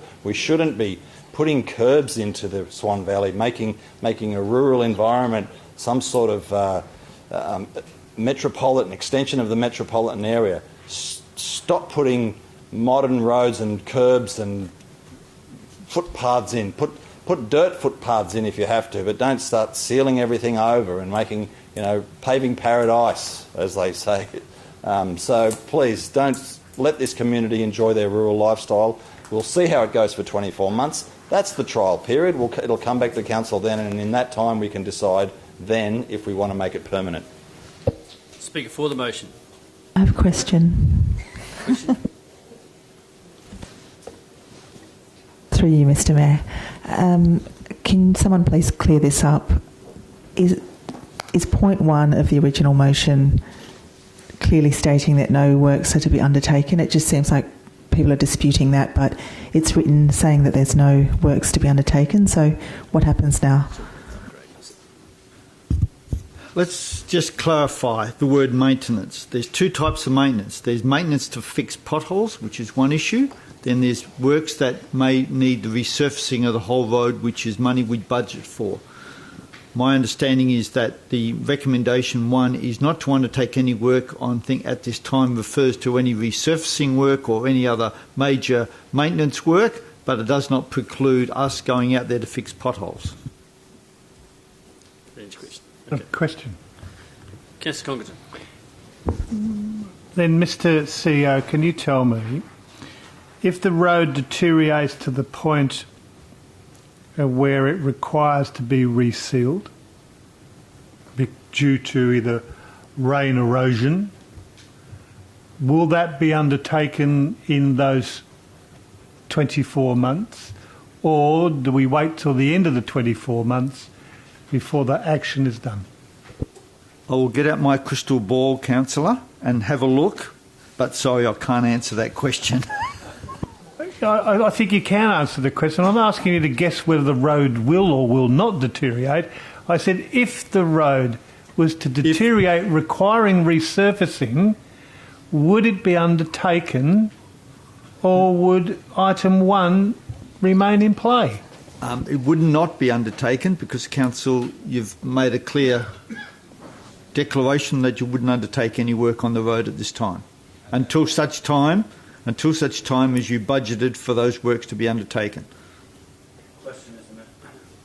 You know what I'm saying? So in other words, the maintenance to resurface a road is what I call planned maintenance, and therefore we need a budget allocation for it. So it is clear in that recommendation that you do not want us to proceed with that work because that's what was talked about in the recommendation from last week.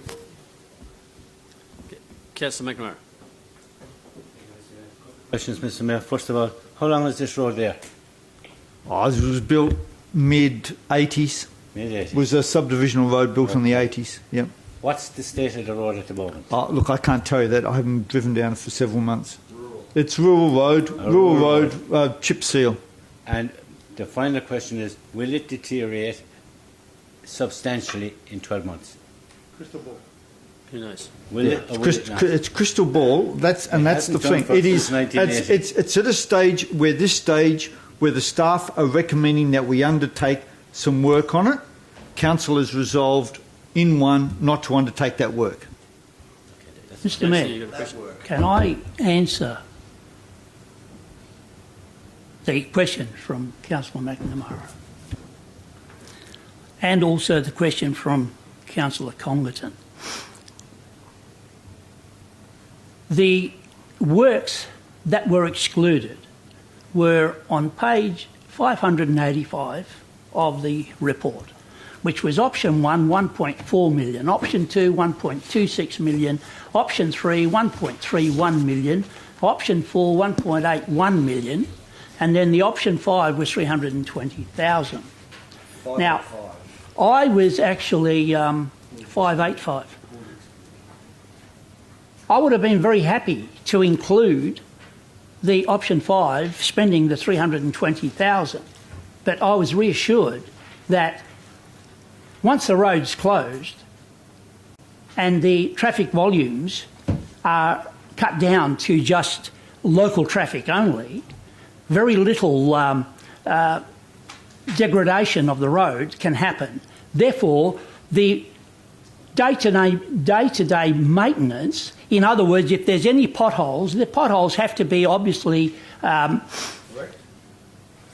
fixed immediately, because otherwise the water gets through. If there's any major cracks in the surface, also there's remedial work where they have got a machine where they seal the cracks with tar. Now, this can all be done without expending millions of dollars and without the road falling to bits within a period of 2 years. So the road surface, if it's maintained by fixing the potholes, fixing any cracks, then the road surface will be there and you won't need... So, Councillor, just 1 second. Councillor... Thank you. Councillor Zanino said he was going to answer a question. It sounds like he's entering debate, and perhaps the questions about maintenance should be directed to our Manager of Asset Management, who's acting for Mr Coaten, who's here tonight. Any of those technical questions should be asked of her about the timeliness of conducting our asset management program. And Councillor Zanino, at last... No, but the Manager of Asset Management is here. That's the exact person you need to ask. Last week, Councillor Zanino went on, we don't need it for 12 months or 24 months. He said local residents don't want any more money spent on the upgrade of the road. That money can be spent more wisely on other projects, and that was the $320,000 that he was referring to. Thank you. I think you explained. Okay. I think we get the gist. The Mayor, I agree full-heartedly. I think we get the gist. Repairing potholes and cracks is not going to cost $320,000. But the 320 was... I think we get the gist. The previous motion was not to do any major upgrade work, but potholes and cracks are routine maintenance, would get done on any road. That's what I said. So, and am I correct? Yes. Yes. Thank you. Right. Okay. Let's get back to where we were. Well summarised, Mayor. Thank you. Unbelievable. Okay. So now, any speakers for or against? Councillor Henderson. Thank you. Speaking against Mr Mayor. Now, I want to get a couple of things clear.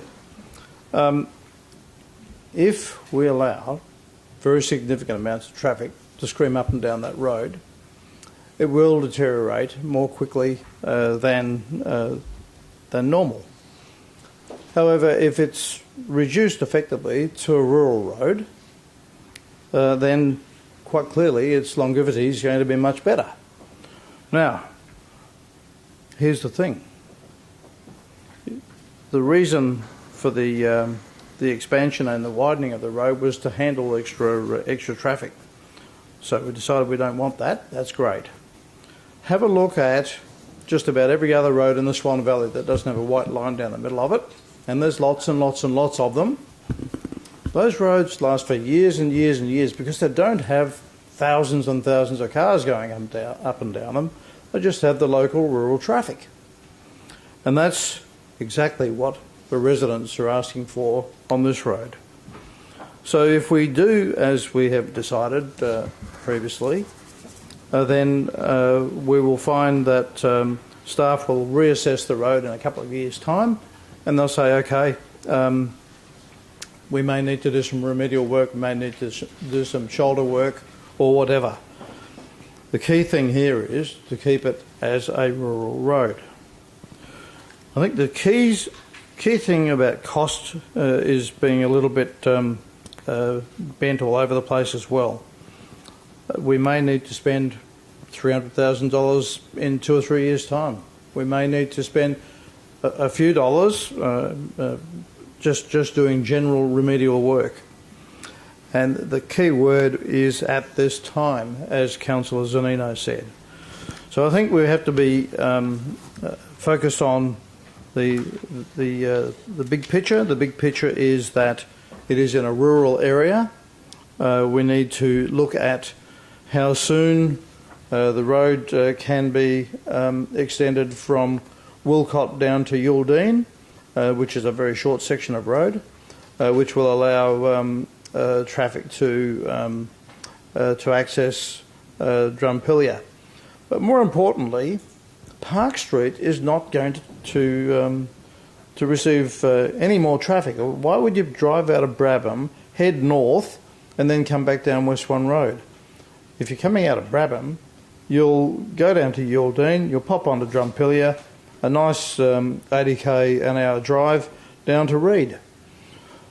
Same really applies for Harrow. With Harrow, you've actually got a bit of a dog leg to even get there, so I can't see that Harrow is going to be impacted. So fundamentally, the purpose of this is to bring Wilcott back to a rural road, not to widen it, not to remove the trees, and to keep it, as we're trying to do, we're trying to keep a rural atmosphere in the Swan Valley. We don't want a widened road. We don't want a white line down the middle of it. We don't want lots of urban traffic on it. Thank you, councillors. Speaker for the motion. Question. Question, Councillor Johnson. It's not about potholes, councillors. My question is, will this motion, revocation motion or its replacement, lead to the removal of any trees? I can answer that, Mr Mayor. No. No. It doesn't mention trees. It doesn't mention widening the road. In fact, when I have my right to reply, I'll address those, because you're being misled about rural roads. No one has suggested one tree be removed or the road be widened. Okay. Thank you, Councillor Lucas. Don't spend all your pennies before your closing argument. Any further speakers? Councillor Johnson. Thank you, Mr Mayor. I'm speaking in favour of the revocation motion. Mr Mayor, I asked that question because I believe there are people out there watching this who are concerned that trees are going to be removed by this. Well, we've heard comprehensively they're not, because we're not widening the road. The city's not going to remove any trees. Councillors, my line of thinking really is about the road layout. So, councillors, I've put this diagram on each of your desks. I drew this up, so it's basically a Google Earth, and it shows in red, it shows the two north-south roads, being West Swan Road and Lord Street, Drumpelia, mostly Lord Street there. And it also shows from the top the east-west roads, being Park Street, Wilcott's itself, which is the subject of this debate, and Harrow Street. So, councillors, we've got a very simple network diagram there. Now, it says here that traffic volumes on this section were approximately, talking of Wilcott Avenue, approximately 2,500 vehicles today when last measured. So it's a measurement.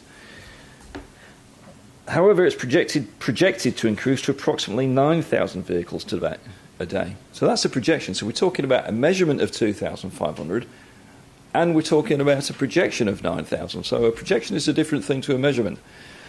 So councillors, here's do a little bit of simple traffic modelling for you, and I'm sure I must have done this at university, but I've forgotten all about it. So let's just imagine that we've got the same amount of traffic going east-west on each of those three roads. Now that's an assumption, and we'll come to the assumptions later. Now, if I take away the road in the middle, without having any dimensions on this, we can tell you, or any values, we can tell you it's going to increase the traffic, assuming another assumption that the traffic is equally split between the northern and the southern road. It's going to increase the traffic on Park Street by 50% and increase the traffic on Harrow by 50%. No, I'm just assuming that that's what they do. Now, a lot of councillors, I'm sure, are a bit sceptical of this. But that's why the motion that Councillor Lucas is putting forward says we should do some traffic network analysis. We need to do some traffic modelling. So there's a bit of simple modelling for you. That's the kind of thing you need to do, only using clever people and computers to do it for you. So that's what the motion is all about. It's about actually finding out what the facts are. Now, councillors, my concern about the motion that is up there, and I hope does get revoked, is that we're going to block a road, and that road is basically a road that could potentially be used by people who live in Brabham to access the Swan Valley. Now, I'm fairly sure that when people bought their homes in Brabham, they probably were thinking it's an attractive place to live because it's near to the Swan Valley and they'd like to visit the Swan Valley without too much trouble. It was probably an attractive reason for them moving there. So I guess the question for us councillors is, do the people in Brabham have any rights? So there are 3,300 people living there in 2016, according to the Australian Bureau of Statistics. So there must be a lot more living there now. And the median age is 28, so they're probably a lot younger than the people who are living along the rural parts of Walcott Avenue. Well, councillors, Brabham people pay the same rates, registration, insurance, income tax. They are residents, electors and ratepayers, just the same as everybody else. I believe they've got the same right to drive down Walcott Avenue as anybody else. When they bought their homes, they didn't expect that Walcott Avenue was going to be closed. Have we consulted with them? Have we heard from them? Did they buy their homes in Brabham expecting to drive down a wonderful scenic road with trees alongside it, thinking they were living in the country? We've got quite a few of those roads in the Swan Valleys, even a few around Guildford. I wouldn't want them to be closed off to me just because I live in an urban area. Councillors, I'm all for saving the Swan Valley, but the Swan Valley needs some customers for all those businesses that are springing up there. Maybe some of the customers live in Brabham. So why make it hard for them to get to West Swan Road? Again, if we cut off this just here, people from Brabham have got to drive all around there to get to the West Swan Road or all the way down there. So basically what you've got is more driving, more noise, more traffic. Basically, councillors, it's just a matter of principle. I don't believe we should ever be shutting off roads unless there's a really good reason. Apple Street was a really good reason, but this is not one. Councillors, there's lots of experimental things we could do to encourage regular commuters not to go down this road. For instance, we could have a short closure of 2 weeks just to reset people's thinking and make them learn a new way, and they might discover they prefer Drumpellier Road. We could do other things such as reducing the speed limit. It could be 60 k's, it could be 50 k's.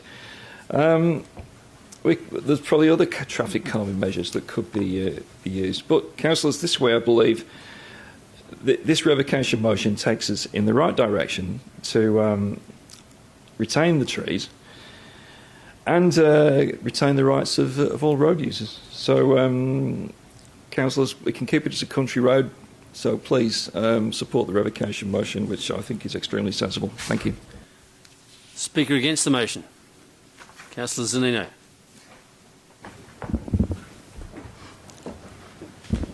Thank you, Mr Mayor. Councillors, I rise to speak against the revocation motion. Councillors, this rescission motion is not necessary nor supported by the local community, as these residents will be adversely affected. It's been clearly stated by city officers that the upgrade is not required long term. So why destroy the area's ambience and create additional noise, pollution, rubbish, antisocial behaviour in this rural area? Surely we can all agree these residents should be able to continue living in peace and harmony with their home and environment, which they know, love and wish to preserve. There's significant community support for the motion that I put to temporarily close Walcott Avenue for 24 months, including from residents and also the local tourism industry. The Swan Valley does not need more traffic channelled onto West Swan Road, which is a popular tourism drive and not designed for large volumes of traffic. The Swan Valley Planning Act was put in place to stop the urbanisation of the valley and protect its traditional rural activities. And Walcott Avenue, from West Swan Road through to Murray Road, forms part of the Swan Valley Planning Act area. So it's our duty as a council to ensure measures are put in place to support the Act by keeping urban traffic or rat runs out of the valley, and rather direct traffic onto the roads that are designed to carry that volume of traffic, such as Drampilia Drive, Lord Street and the future Henley Brook Avenue. Councillor Lucas states that closure of Walcott Avenue will create problems on Park Street and Harrow Road by forcing traffic onto these roads. Councillors, this is very highly unlikely, as it does not make sense for a driver to travel north to Park Street and then on to West Swan Road unless they are heading north. Further, why would anyone travel south on Lord Street, then go east on Harrow to West Swan Road, unless once again they are travelling north? Most of the traffic is taking a rat run to travel south on West Swan Road.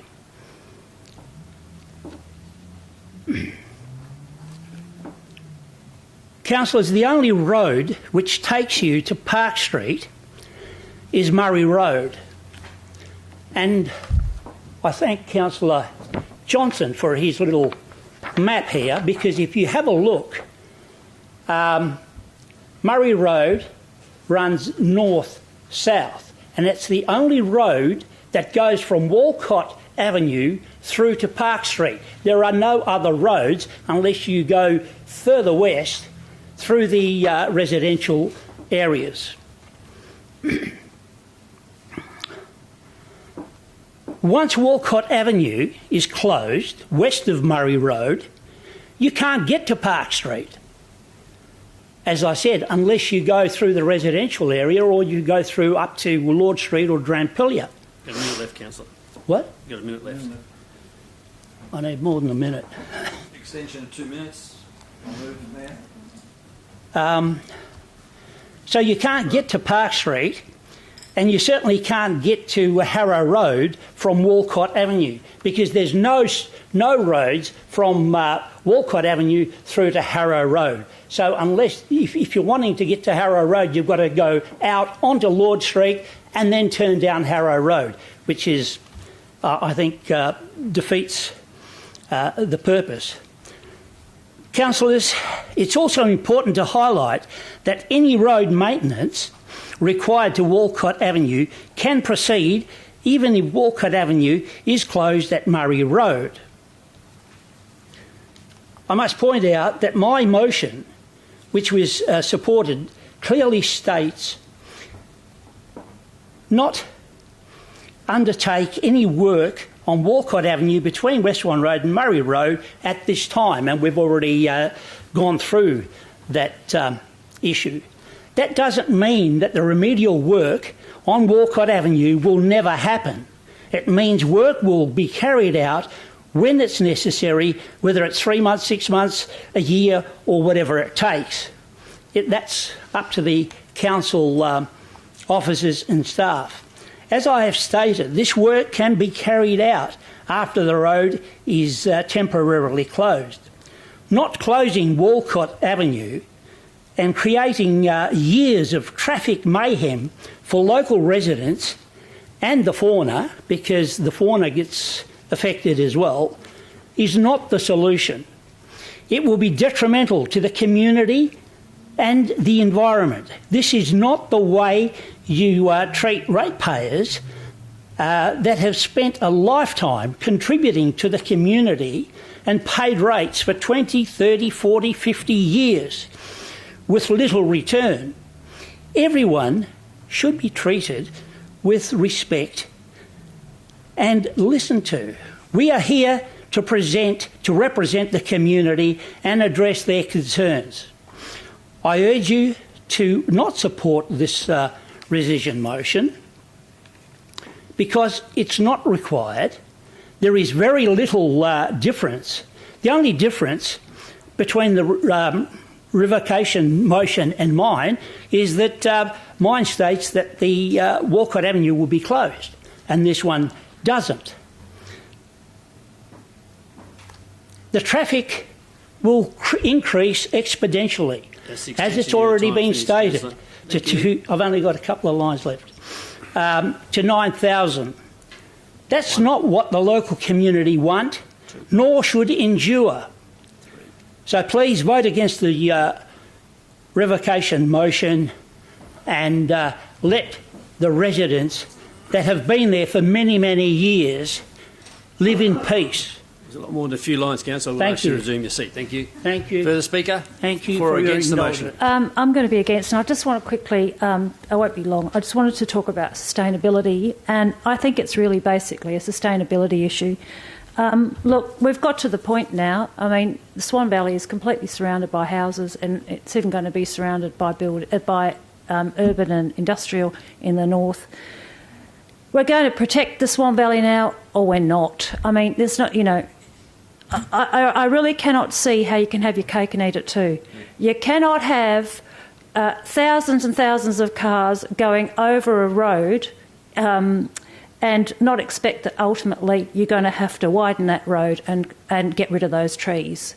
Look, you've just got to bite the bullet now. You've just got to say, there's the line in the sand, because we have reached that point. That is a fact. We've reached the point.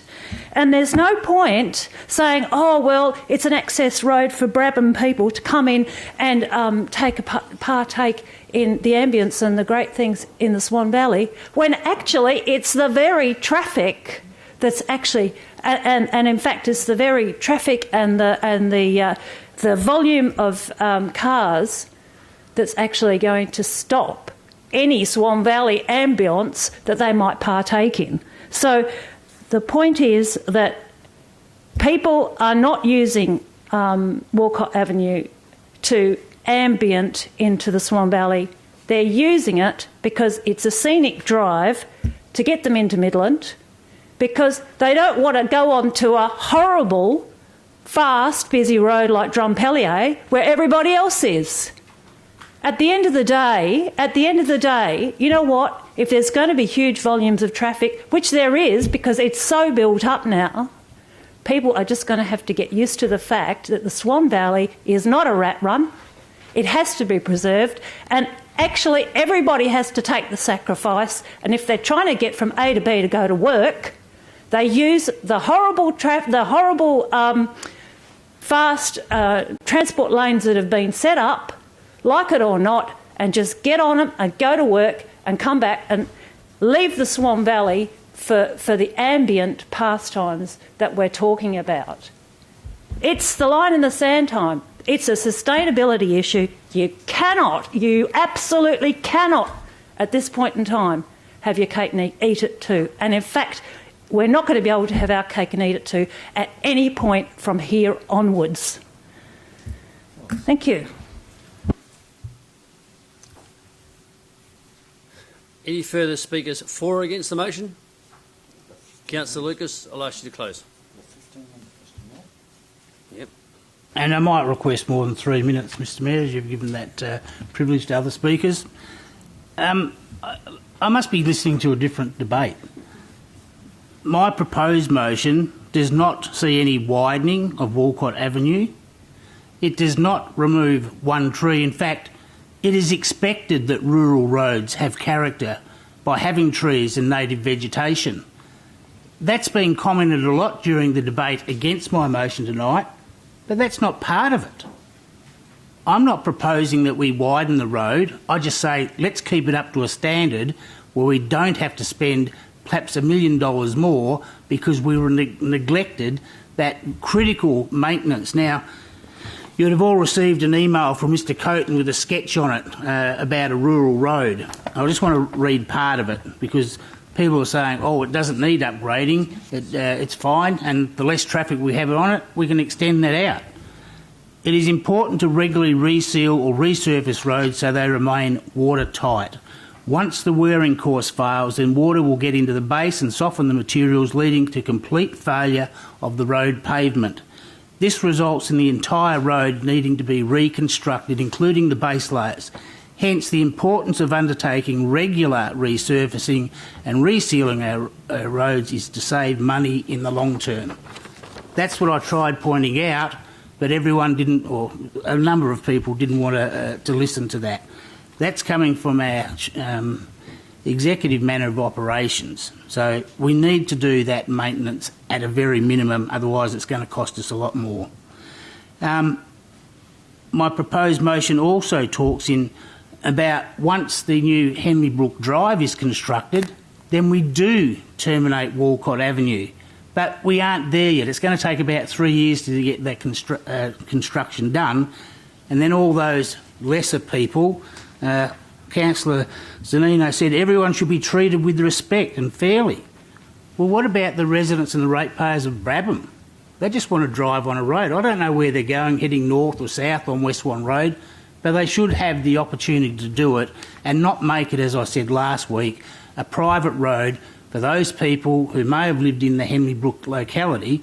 But all councillors should have received another email tonight from a former councillor who initially supported it and now doesn't. She sees the value of my proposed motion in not cutting down any trees, not widening the road, undertaking the required maintenance as per our asset management program, and then look at closing Walcott Avenue once the future Henley Brook Avenue is, once the future Henley Brook Drive is constructed.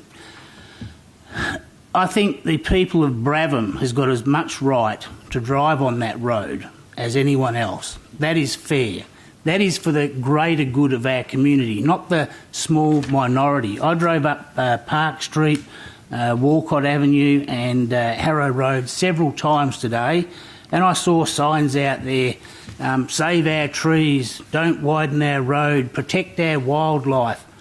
Nothing in my proposed motion goes against those signs. It just allows equal and fair access to that road until we can build that extra road to take that extra traffic out of Brabham. Councillor Zanino mentioned Drumpulia, Lord and the proposed Henley Brook Drive. They all run north-south. If you want to travel east-west, say from Lord Street or Drumpulia, you've only got 3 roads to really go on. If we take one of those out of the equation by cul-de-sacking it prior at Murray and Walcott, you'll only have 2 avenues. And it's easy for councillors to get up and say and push their agenda of you've got to shut it down, no one's going to go to Park Street, no one's going to go to Harrow Road. That's why I say it's premature to close it. Let's go and do further traffic modelling, get the analysis back. But please, councillors, if you only support it for one reason, it's to do the required maintenance. Otherwise, the whole road will fail. I can't put it any more simple than that. Councillor Zanino said, as I said last time, the local residents don't want any money spent on the road. It can be spent more wisely. And that was the 320 that's already been put aside. It's budgeted for. It's time to happen now. We don't get most of our rain in winter anymore. It usually comes on a tropical low after a cyclone. The last time the Swan River has flooded has been in February. If we don't get that road seal done and let that extra water not get into the subsoil and the subsurface of the road will collapse. It's as simple as I can put it. Thank you. Thank you, Councillor Lucas. Those in favour of the motion? 1, 2, 3, 4, 5, 6, 7, 8. Okay. I have 8 in favour. Those in favour? Yes. Yeah, the decision motion. Those in favour were Councillor Lucas, Councillor Perry, Councillor Congdon, Councillor McCulloch, Jones, myself, Johnson and Prodovnik. Okay, you have an alternate motion, councillors, if we can deal with that in the 10 minutes allowed to us. Yep. I move that council resolve to 1, not proceed with the road widening of Walcott Avenue between West Swan Road and Murray Road. 2, undertake minor pavement rehabilitation and resealing of this section of road. 3, undertake further traffic modelling and analysis on the impact of urban growth, the construction of Henley Brook Avenue and the request to close Walcott Avenue at the future Henley Brook Avenue. 4, request the CEO to prepare a report to a future council meeting on the outcomes of the above analysis. 5. Note that the existing road design does not meet current Australian guidelines or Austroad guidelines. And 6. Advise the residents of councillor's decision accordingly. Secondary Question, if I may. In part 1, at this time, wasn't read out, so is it not part of the motion? No, it's not part of the motion. Thank you. Okay. Secondary Councillor McCulloch. Anyone against? There is. We've debated a fair bit. You want to keep going with it? No? Okay. Those in favour? 1, 2, 3, 4, 5, 6, 7, 8, 9, 10, 11. Can you have the motion on the board fixed, please, Mr Mayor? Just take out that word at this time. Okay, those against were Councillors Zanino, Catalano, Henderson and McNamara. So the motion is failed. That's the last item we have to do with councillors. I just need motions to be considered at the following meeting, if any. None. In that case, councillors, meeting is adjourned. Thank you all. It's closed. Meeting's closed. Yeah. Meeting's closed. Thank you.